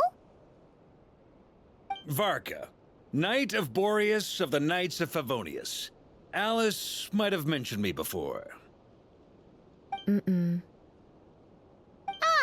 Have we got the wrong person? Sorry. Well, this is awkward. When I shook my head, I meant, no, Alice hasn't mentioned you before. Huh? Where is this voice coming from? My apologies. For certain reasons, I am unable to speak. This is the only way I can communicate with you. It might take some getting used to, but I hope you can understand. Hey, it's fine. I'm more shocked by the fact that Alice never speaks about me.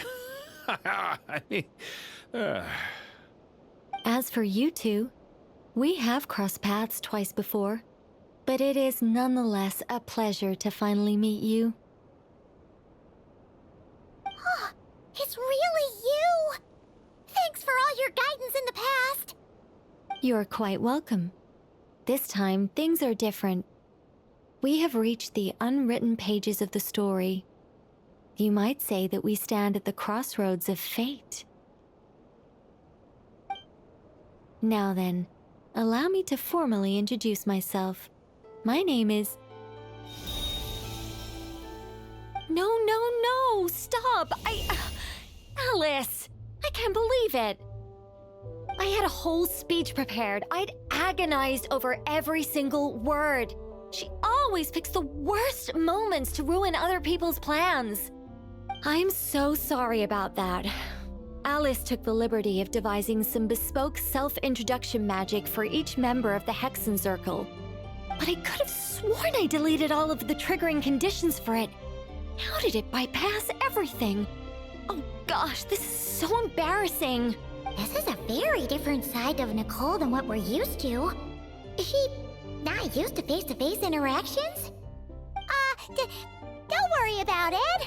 We've seen that introduction magic once already, so it wasn't too much of a shock. Please go on, Miss Nicole. We'd love to hear what you have to say, or, well, communicate. Huh? Are they talking to this lady? But... Will you all promise to forget that horrendously embarrassing introduction? Sorry? Embarrassing? When?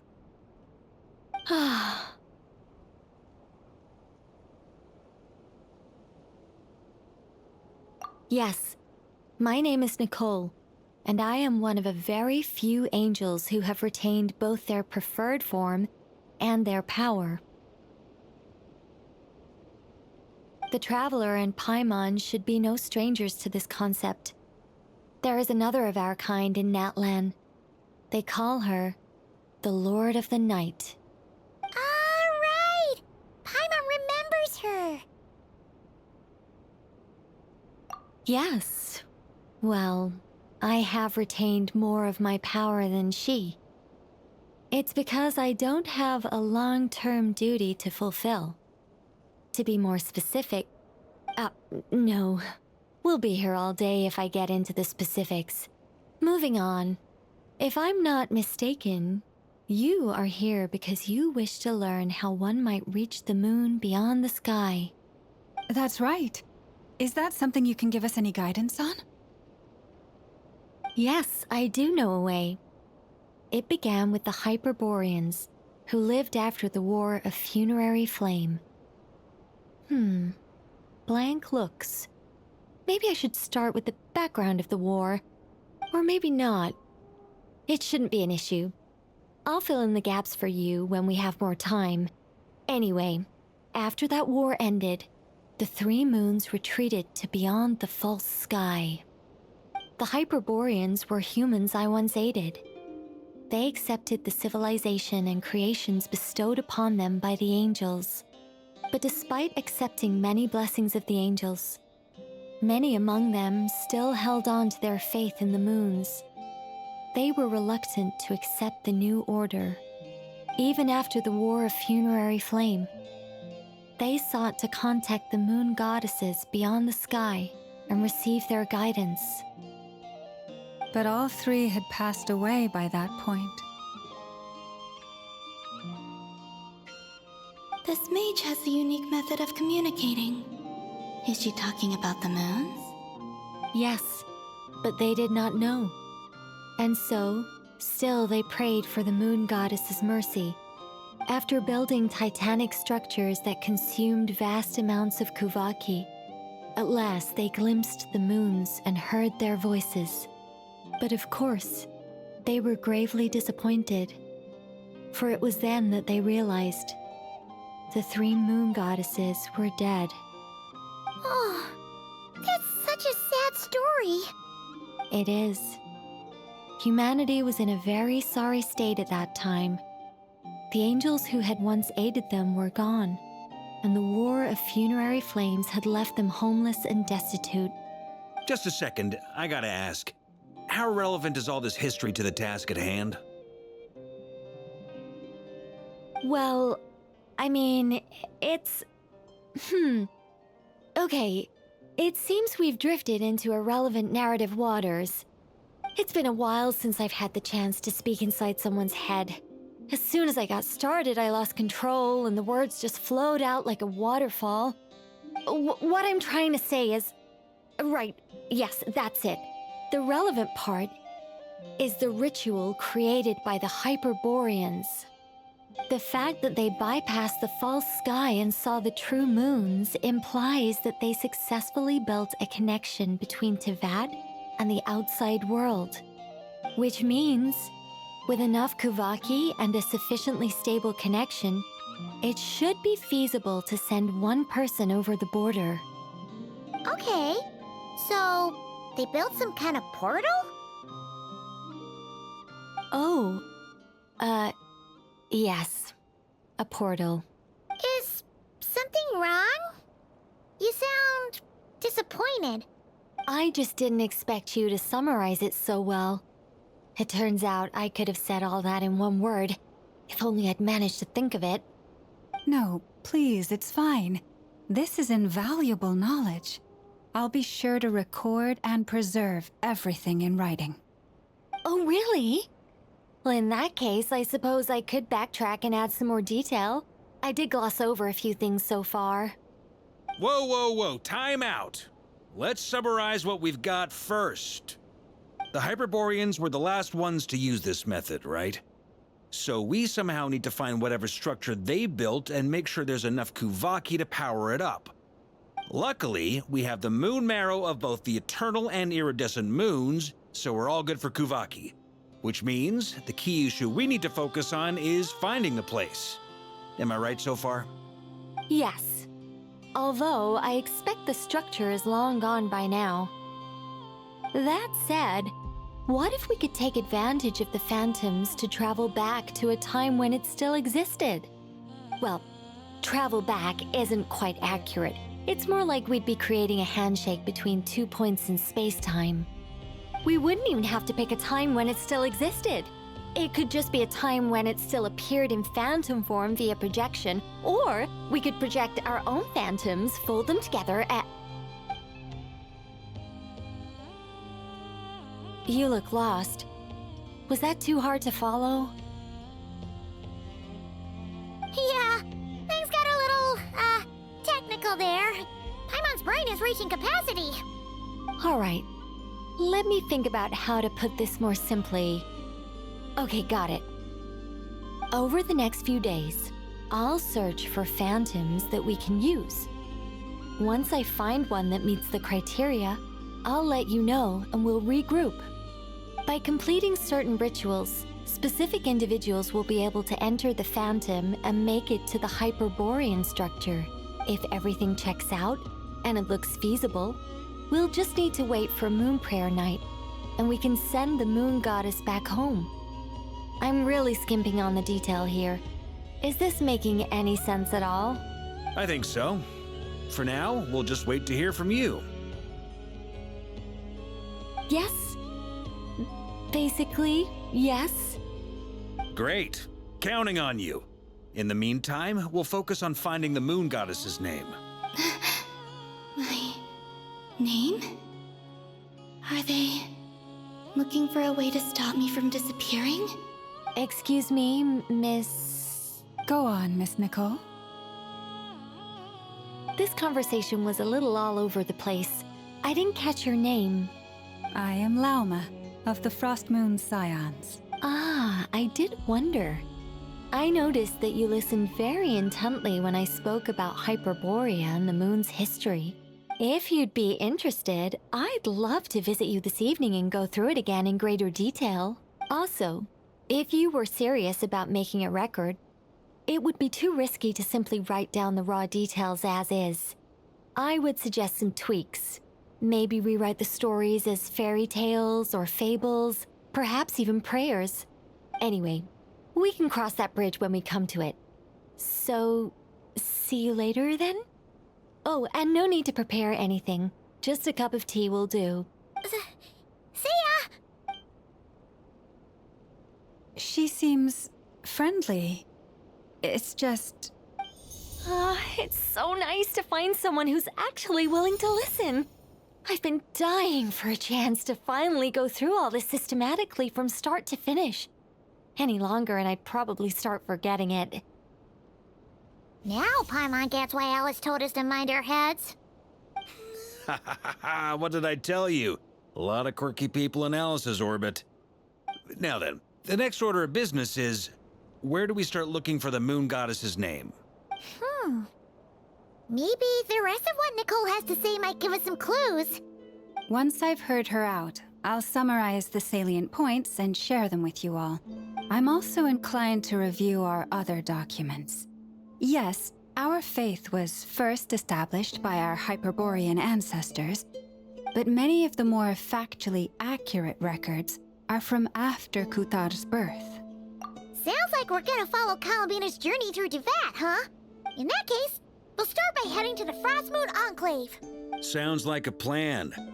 Take this with you. I'll see about getting in touch with the Fatui. It'll probably just be Arlecchino and Sandroni again. Thank you, Mr. Varka. Don't mention it. Honestly, I'm more comfortable dealing with the Fatui than prying into the details of a young lady's childhood. Catch you later. I should follow them, just in case there's some way that I can help.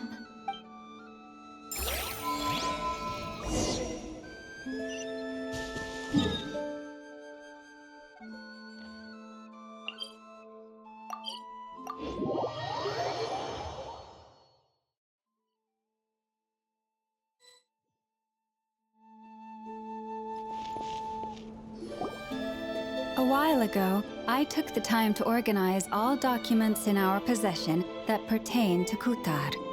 What you see here is the material I consider reliable. You're saying there's unreliable material too? Yes. Most of the information we have was transmitted through an oral tradition. Inevitably, some of her stories were mythologized and deified over the years through countless retellings. That's why I organized them into reliable and unreliable. There's no sense seeking answers in history unless we can ensure the veracity of the historical record. Makes sense. All right, let's take a look through.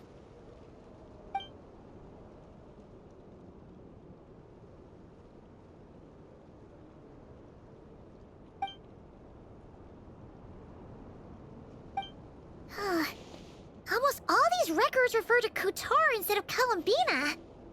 Although neither of those is her real name. Paimon's not sure what point she's trying to make. What we can gather from these records is that the Frost Moon Scions worshipped her as a god, placing impossible expectations upon her. I cannot fault them for their earnest faith, but for all their devotion, worshipping her day in, day out changed nothing. I imagine that none of it resonated with Columbina. It wouldn't surprise me if, even back then, she had already begun to reject the name Kutar and everything it represented. Lauma speaks the truth. When I heard them call upon Kutar with hope and expectation in their voices, they may as well have been calling upon somebody else.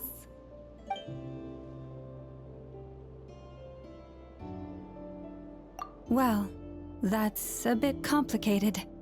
I looked at the level of detail, perceived authenticity, prose style, and how realistic their portrayal of Kutar seemed to be.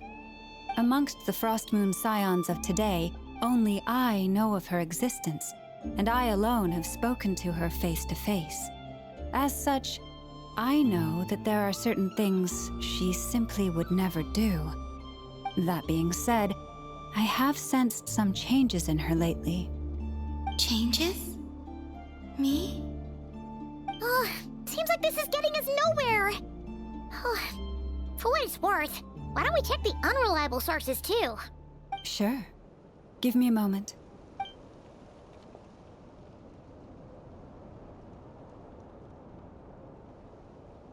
Exerting but a fraction of her divine might, Kutar sheared a great mass from the snow-capped mountain and cast it into the sea, upon whose surface shone the mirror image of the moon. Thus was formed the island of Hisi. Yeah, right. That doesn't even begin to pass the sniff test. The 3 moons are naught but lies through and through.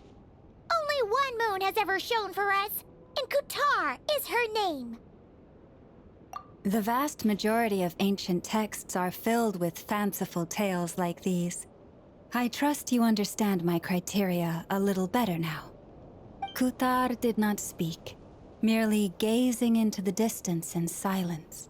And where her gaze landed, this was her prophecy. Clearly, whoever wrote this text never even met Kutar. Otherwise, they'd know that her eyes are always closed. What about you, Traveler? What are you reading? Come on, let Paimon see. The child wished to build a wooden nest with which to shield a fledgling bird from the cold. But being so young and lacking in strength, the child could not snap the branches from the trees. Kutar was passing by. Upon seeing the child, she summoned forth a Kuhenki, who built a beautiful nest for the child. I remember that.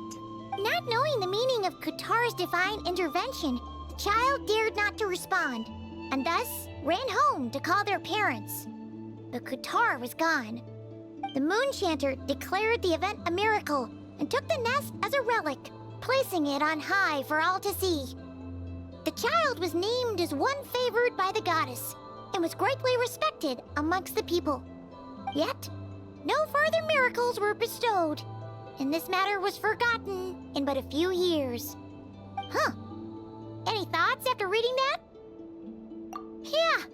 Columbina probably just wanted to join the kid in making nests. Ah. I'd originally considered this a fabrication, because Kuthar did not perform any similar actions in subsequent records. But now that I think about it, it does seem like something Columbina would do. It's just that... She didn't know how other people would interpret her actions. She was probably worried about making things difficult for people. And so, she gradually stopped joining in. Yes. Oh, that's so sad.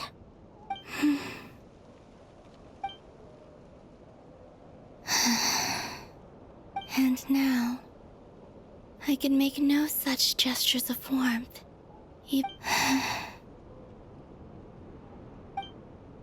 Still no name. That's a bit of a shame. But we did learn some interesting stories. That's gotta count for something.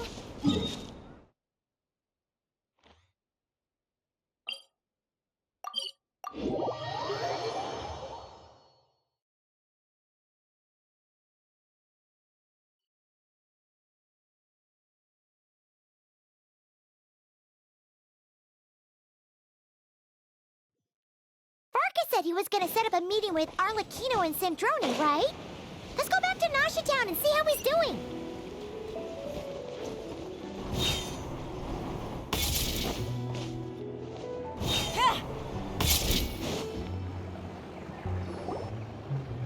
Let's see. There's Varka. Oh, and it's Durin and Albedo too. Yeah, this is pretty much the same place we bumped into each other last time. I convinced them to stick around a little longer. We were all waiting on people, so I figured having a little company would help pass the time. Ah, so you've been waiting for us? Does this mean that you've already arranged things with the Fatui? Sure does. Now you're back, we can go meet up with them together. How'd your investigation of the Frost Moon Enclave go? Well, we didn't find out Columbina's true name. But apart from that, it went pretty well. Aha, just as well that I didn't tag along then.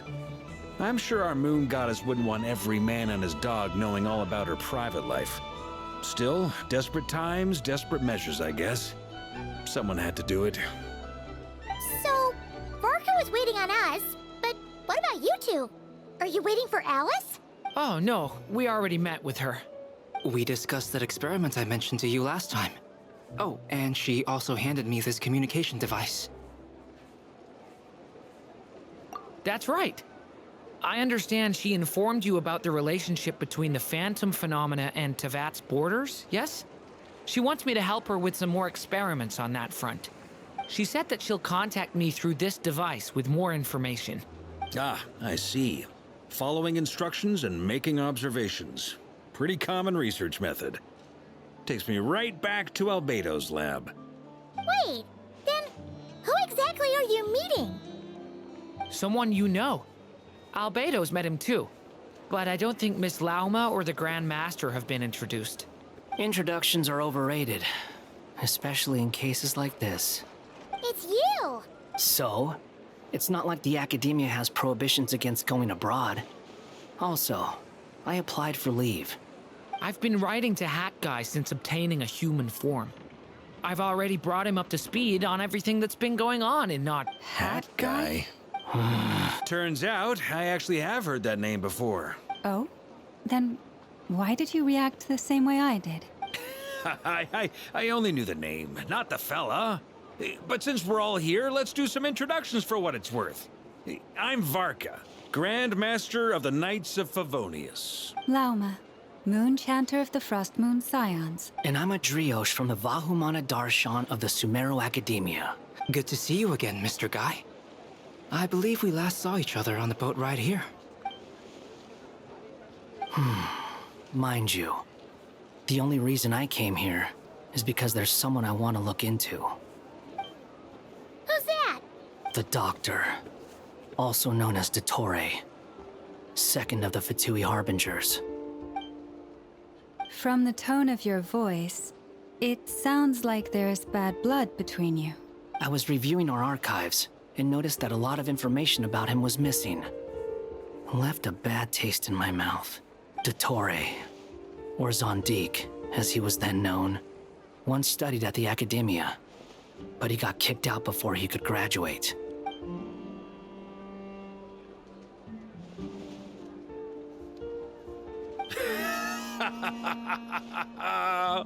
So the Harbinger's #2 man is a college dropout? How embarrassing for them. Last we heard, he was planning something. We actually heard that a few times before, even coming to Notcry, but we haven't seen a trace of him since we got here. He only appears when something interests him. For all we know, he might have left already. But the fact he did something here at all is worth noting. It'll fill a couple extra lines in his file. Why does it sound less like a file you're writing and more like a criminal record? Anyway, we were just about to meet 2 of the other Harbingers. Want to come along? You might learn a thing or two about him there. Sure. Even though they're Harbingers, well, they're old acquaintances of ours, so, you know, when you talk to them... I got it. The Frost Moon Scion's relations with the Fatui remain tense. Forgive me if I do not attend. In that case, we'll continue assisting Miss Alice with her experiments. Good stuff. Everyone's having a fruitful time. All right, we better get going. I'll lead the way.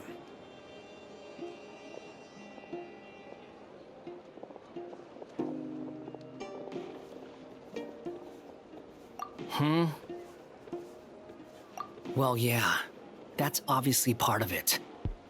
But I'm not the only one who has a score to settle with him.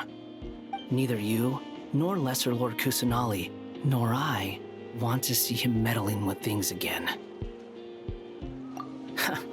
What's the hurry? Don't worry. Pigeons always know which way home is.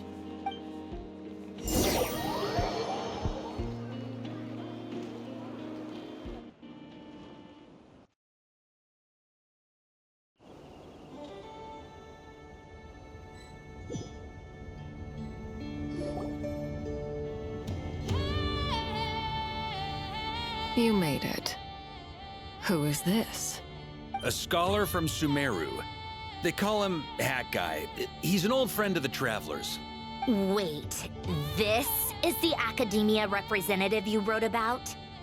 He doesn't exactly look the part. I believe this will prove my identity. You'll notice it bears the seal of the Sanctuary of Surasthana. Well, what do you know? So it does. All right then. My mistake. It's fine.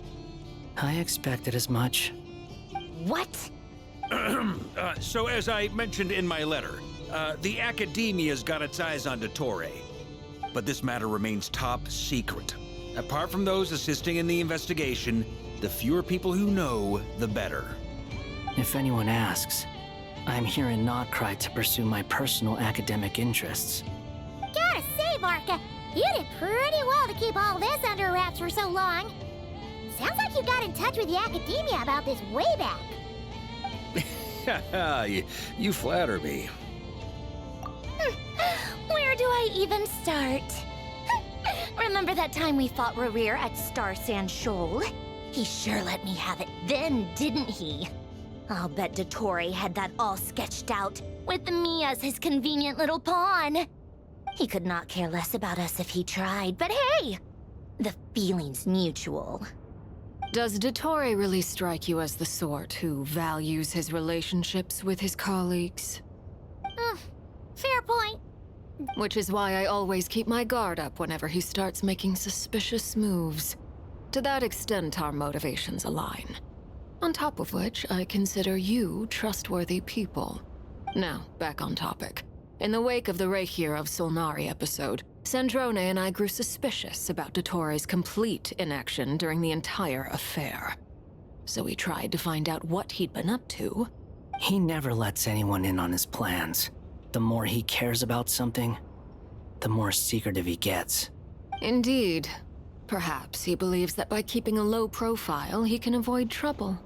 But that trick isn't going to work on his colleagues. Yeah, I mean, he's been researching the ancient moon's remnants. And he's been trying to get his paws on the moon marrows.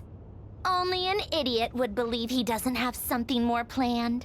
With this in mind, I returned to Snezhnaya and relayed my thoughts to Her Majesty the Tsaritsa, entreating her to have him recalled. That's pretty direct. Did the Tsaritsa agree? Yes. I made it abundantly clear that the Fatui's business in Nodcry is almost concluded, and we do not need 3 harbingers in this territory. Her Majesty concurred. Accordingly, Dottore has returned at her orders. I imagine he is continuing with experiments, which no one besides he would ever have any interest in. Common sense might mean nothing to him, but he's not stupid. He knows that no good can come from opposing the Tsaritsa. Smarts alone won't get him all the way. He needs the Rooster's resources and Regrator's Mora, both of which the Tsaritsa can strip from him by waggling a finger. But doesn't he have a track record of publicly following orders while going against them in private? Wouldn't put it past him. We worked together on a research project once. Only briefly. But it was enough to show me that we're fundamentally different people. He has no interest in doing things methodically, stage by stage. His thoughts jump all over the place, and the moment his curiosity is satisfied, or he gets the results he wants, he disappears. The only similarity we share is that, once we set our minds on doing something, we will see it done, whatever it takes. Well, we definitely saw some of that in your battle with Rerir. You got so competitive. Ugh, do not remind me. Then I believe we all concur. Dottore will not simply give up. Fantastic. Now this is turning into a whole day of unpleasant memories. Are you talking about the moon marrow stuff? He also strikes me as the kind of person to disregard experimental regulations, ruin all the equipment, and go way over budget. Then leave the first person he can find to deal with the fallout. Exactly! This one time, he was running some high-temperature experiment and the substance exploded.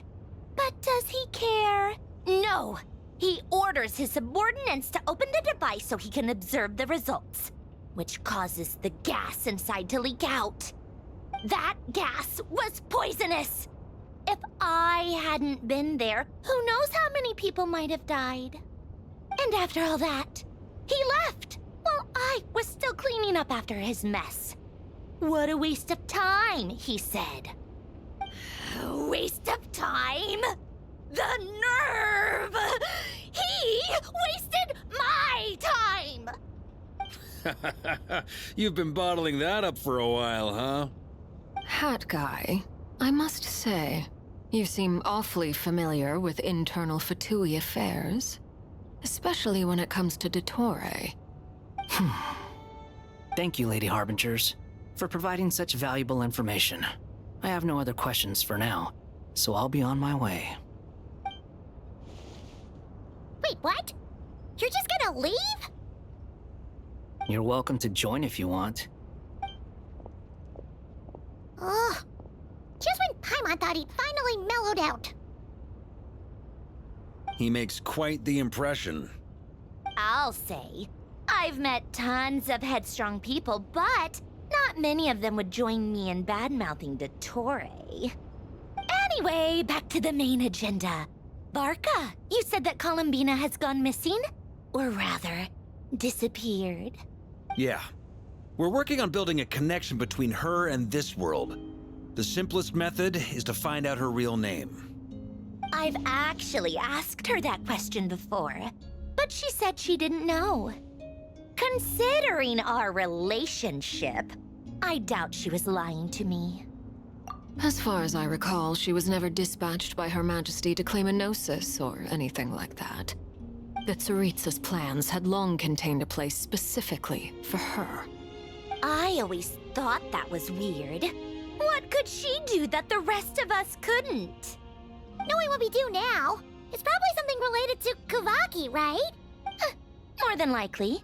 When she first arrived, Columbina would often go to Her Majesty and ask when she could start the task assigned to her. But Her Majesty always gave the same reply. The time has not yet come. So she spent her days in Snezhnaya doing basically nothing. The Tsaritsa has summoned a beautiful blind maiden to be a harbinger, giving her the third seat by virtue only of her enchanting voice. It was a dumb and stupid rumor, but the reality of the situation made it hard to refute. And what happened after that? I imagine she stopped caring. She no longer seemed to care why she had been recruited, and Her Majesty never gave her any missions, so she just continued to sing in the flower garden. For my part, I was busy. So busy, in fact, that watching someone be that idol had me fuming. But still, I got the sense that she had long been used to a life of other people claiming she was needed when she wasn't. I just felt that having a place to stay would cost me something eventually. And so I waited quietly for the day that I would have to pay the price. And on the other end of that spectrum, you had me. Someone once told me that I had the lousiest work and the toughest luck. That's a good way of putting it. I forget who said it, but those words have always stuck with me. But you've done your job exceptionally well all this time. Because at heart, you were— What is it? Something come to mind? That makes sense. Nothing screams you are needed like your name shouted from across the town. Well, good luck with it. But if you ask me, Columbina is still the most shoutable name. I'm just so used to it now. After all the arguments we've had, I can't be bothered trying to remember another name for her. Nor I. Sandrone. Harlequino.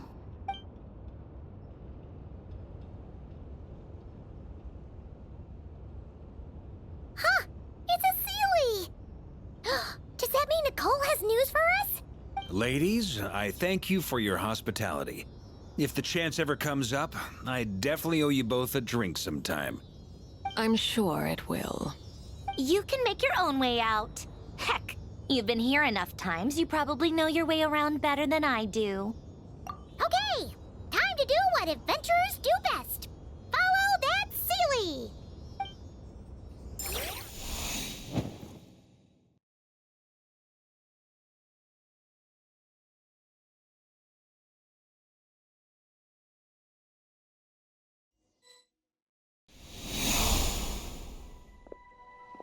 Here you are.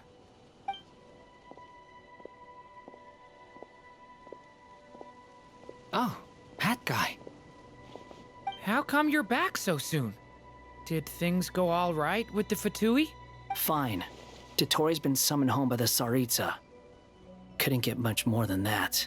How about you? Any progress with the investigation? Unfortunately not. We've tried everything. Different phantoms, different locations, different points in history. But the results are the same each time. Abyssal monsters roaming the land. People crying out in despair, with no hope of being rescued. Every time I see it, I can't help but think, is this what it was like in Mondstadt when Dragonspine Durin attacked? And if I fail in the task I've been given, will I create yet another tragedy? That's just meaningless speculation. When we encountered similar phenomena previously, I tried to interfere with those illusions, using sounds and lights to guide them. However, we could not change their fates. At most, we were able to extend their existences. The events of the past are like fate that has been written into Irminsul. There isn't a living thing in Teyvat that can escape its past. But Miss Alice instructed us to try to find ways to change the outcome that these phantoms face. It's an impossible task. Can't you just refuse? Since she asked us to do this, I feel like it can't truly be impossible. Or if it is, well, mages can make the impossible possible. I could not have been born as Durin otherwise. But you also said that your past 39 attempts were fruitless. That's true. But you're still going. Yes. After this many futile attempts, surely you realize that you're not doing this because you still believe what some mage told you. It's because you want her hypothesis to come true. It's something you wish for deep inside. So, think for yourself about what you want to do. As long as you don't believe it's futile, it isn't. Yeah. Previous experience indicates that we cannot touch the phantoms, which limits the effectiveness of our interventions. If we want to clear this hurdle, we need to break this rule somehow. Same thought here. Following the same rules means repeating the same failures. Reducing ourselves to mere playthings of fate. So you mean we need to figure out a way to make contact with them despite knowing that we can't? Yes, and I suspect that's something only you are capable of. Everything in Teyvat is logged in Irminsul, but the withering that once occurred in Sumeru was a sign that the Great World Tree was being corrupted. This corruption allowed things that should not have existed in Teyvat to appear. This is tantamount to rewriting reality to an extent. You're saying abyssal power might be able to affect those phantoms? No one's ever tried it before. If you're gonna try it, it'll take courage. And you have to be confident that you can control it. Is anyone there? Has anyone seen my daughter? She's missing. I have to find her. I hear someone inside. Spargana? Are you in there? Ah! If I can use my abyssal powers to warn him that there is danger here, maybe it'll change his decision. Maybe he'll stay away. Yes. The important thing is not the nature of the power, but rather how you use it. To intimidate and obstruct. Sounds about right for the Abyss. Let me try. I should be able to influence that thing. Have you seen a little girl? What? This isn't the time for that! Just run!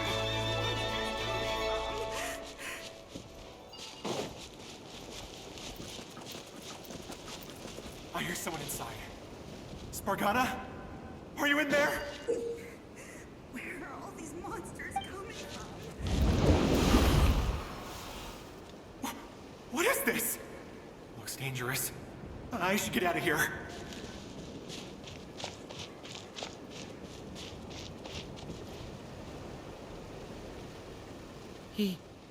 He really left. Ha! We did it! Don't celebrate too soon. Follow him. See what he does next. Monsters approaching from the front. You need to stop them and create an opportunity for him to hide.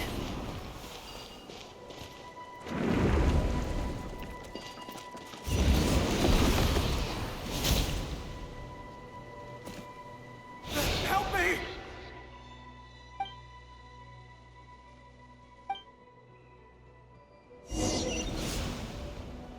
Monsters approaching from the front. You need to stop them and create an opportunity for him to hide.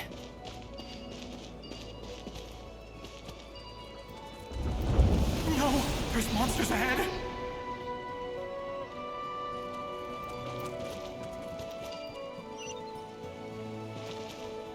Wait, is that the barrier I saw earlier? Why Why is it appearing now? It's as if someone's controlling it. The monsters are gone.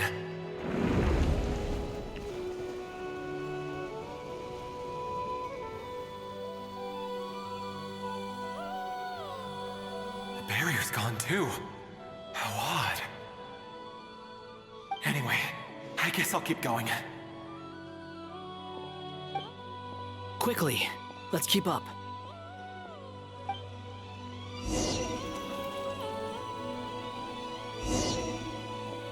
Wait, there was someone else here? Don't go any further. We've got anti-monster traps laid out everywhere.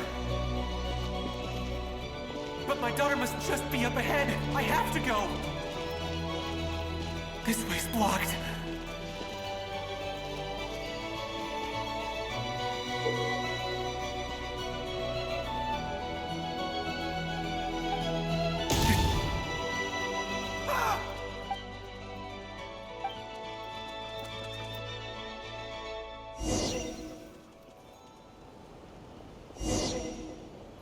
Wait, there was someone else here? Don't go any further. We've got anti-monster traps laid out everywhere. But my daughter must just be up ahead. I have to go. This way's blocked.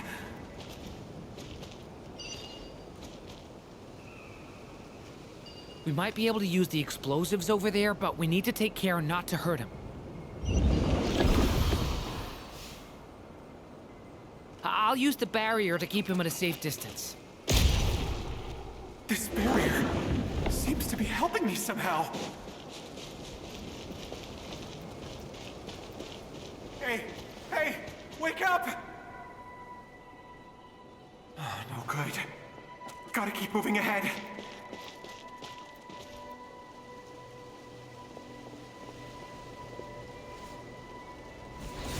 So many monsters! There's still a chance, Durin. Use the traps.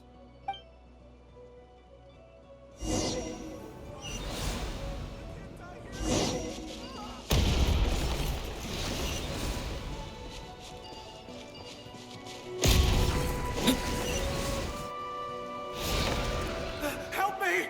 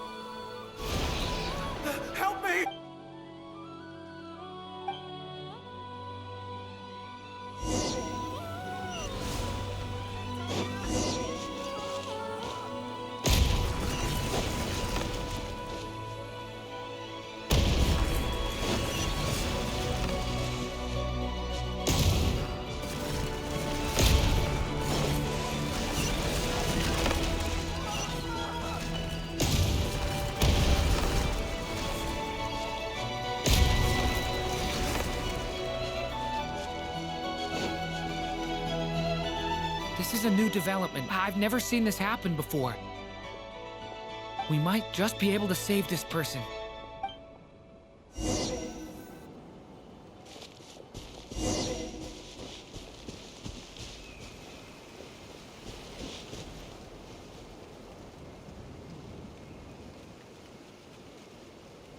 Hello there. Have you seen my daughter? Spargana's her name. She's carrying a large backpack. Get out while you still can, you fool. You won't find any survivors here. But I can't just leave her here. She must be so scared right now. Sorry. Wish I could help, but I haven't seen her. You'll just have to keep looking. Okay, thank you. If I do find her, I'll get her to shelter and come back for you. Don't bother. I've got nowhere left to go. What's that noise? Monster! No, if he goes inside, he'll be walking into a trap. Let's try this once more. This time, we have to stop him.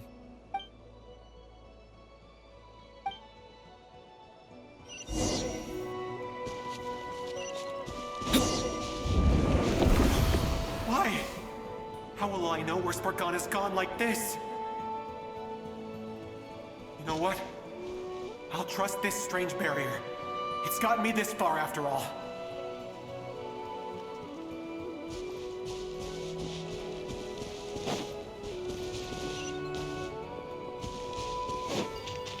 What?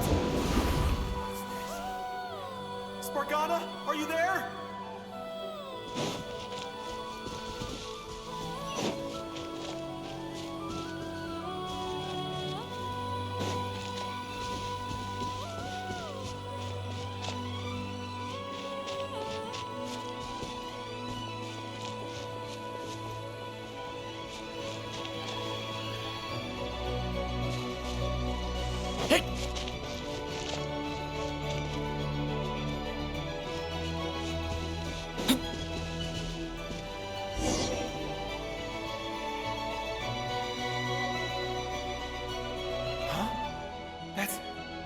That looks like one of my daughter's books. Thank you. Thank you. Yes, it's one of hers for sure. That's her name on it right there. Durin, just like last time. Use the explosives.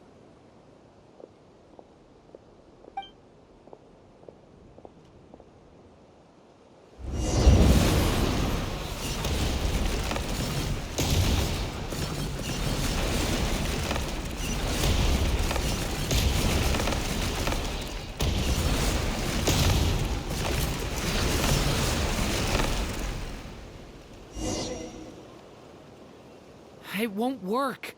There's not enough left. If he makes it in, he'll die. But then, this clue could be the key to him finding his daughter. It might not be the only one. Better he misses that clue than loses his life. I guess so.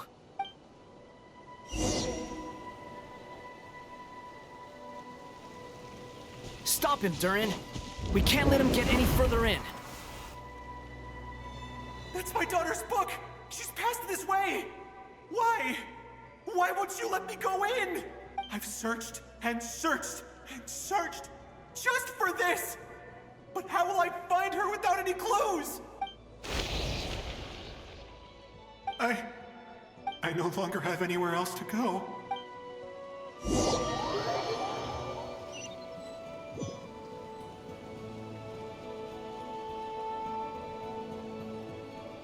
I'm sorry. I'm so sorry. He refuses to go anywhere else. Whether he opens this door or not, all that awaits him now is death. We couldn't change his fate. Albedo? Hat Guy? Let's try one more time. I don't know how we're gonna do this, but I don't want to give up either.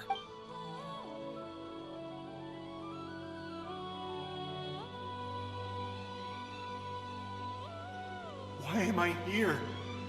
What's going on? All these scenes running through my head. Where are they from? Huh?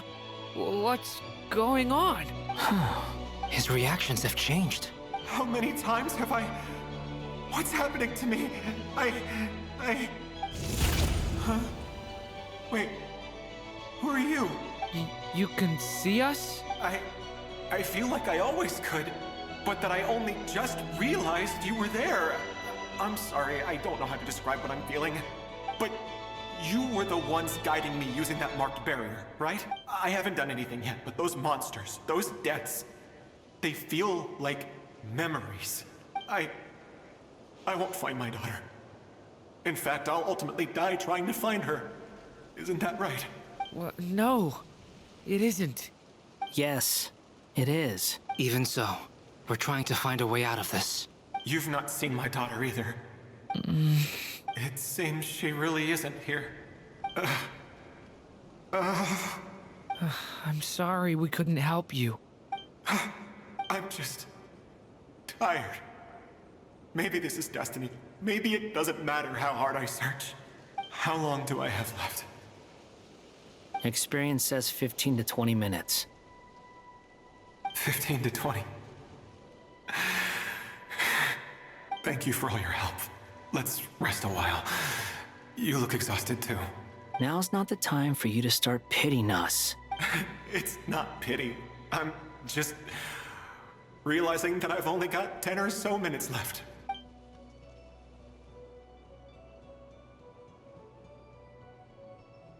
You say you're from Mondstadt, yes?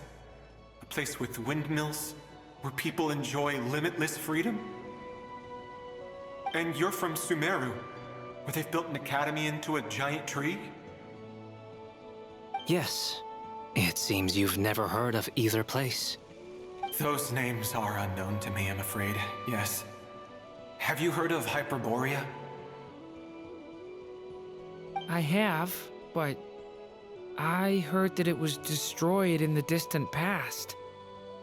I see. That was where my ancestors once lived. What about Delphi Pytho? Was it later rebuilt? I've never heard that name. Then what about Sal Vindaknir? I have seen that name on stone tablets on Dragonspine. But I'm afraid the only things left of that place are its ruins. I see. Sure enough, there was no way to turn this around, huh? I'm sorry. I was the one who asked to chat, but it seems like we're too many ages apart. There's barely any common ground to start from. It's all right. We did hear something new, at least. From how you speak of your lives, things must be going all right for you, I guess. They are. Mondstadt is a place of freedom and happiness. There's a lot of good people in the church and the Knights of Favonius, and even outsiders find that it's an easy place to feel at home. We have festivals a few times a year. Everyone gets together to drink, sing, and be merry. Sumeru is a lot more uptight. Not really the kind of place where you can relax. It's a nation fraught with problems wherever you look. But if all you want in life is to seek knowledge, I guess it's pretty much paradise. That's wonderful. In other words, after this all-devouring black tide passed, humanity did not merely avoid extinction, but rose to build prosperous civilizations anew. I mean, I can see you all right now. That must mean the future isn't a total mess, right? That's true. Well, time's almost up. Let's part ways, I think. Might be best if you don't waste too much time on me. The chances are slim, I know, but I'd like to spend these last few minutes looking for Spargana. If things work out, I'd love to tell her about what I've heard. May we meet again. Well, or not, most probably. In that case, may your wishes come true.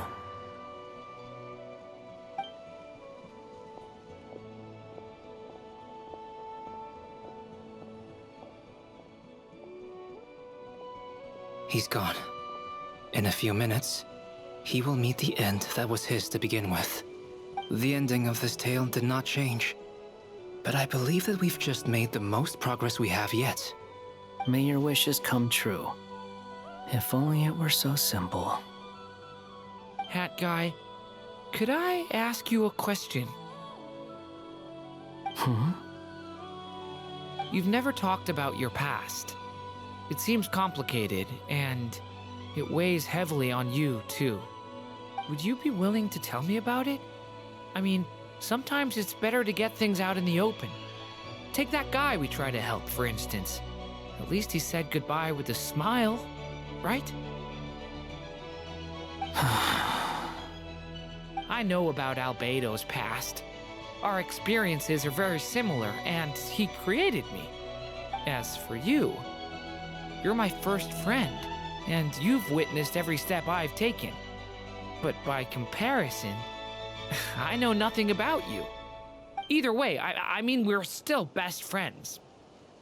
But if I knew more about you, I might understand your thoughts a bit better. I've told you about myself. I'm a student at the academia. And what did you do before that? Prepared for the entrance exam? All right. If you really don't want to talk about it, I won't press you any further. I was a puppet built from the branches of a white tree, using technology left behind by the Conrian schools of mechanical engineering. A white tree? You mean an Irminsul tree? Yes. A branch of Irminsul that was once connected to the main tree. So you had a human creator too? Yeah. But my creator abandoned me after deciding that I was a failure. After that...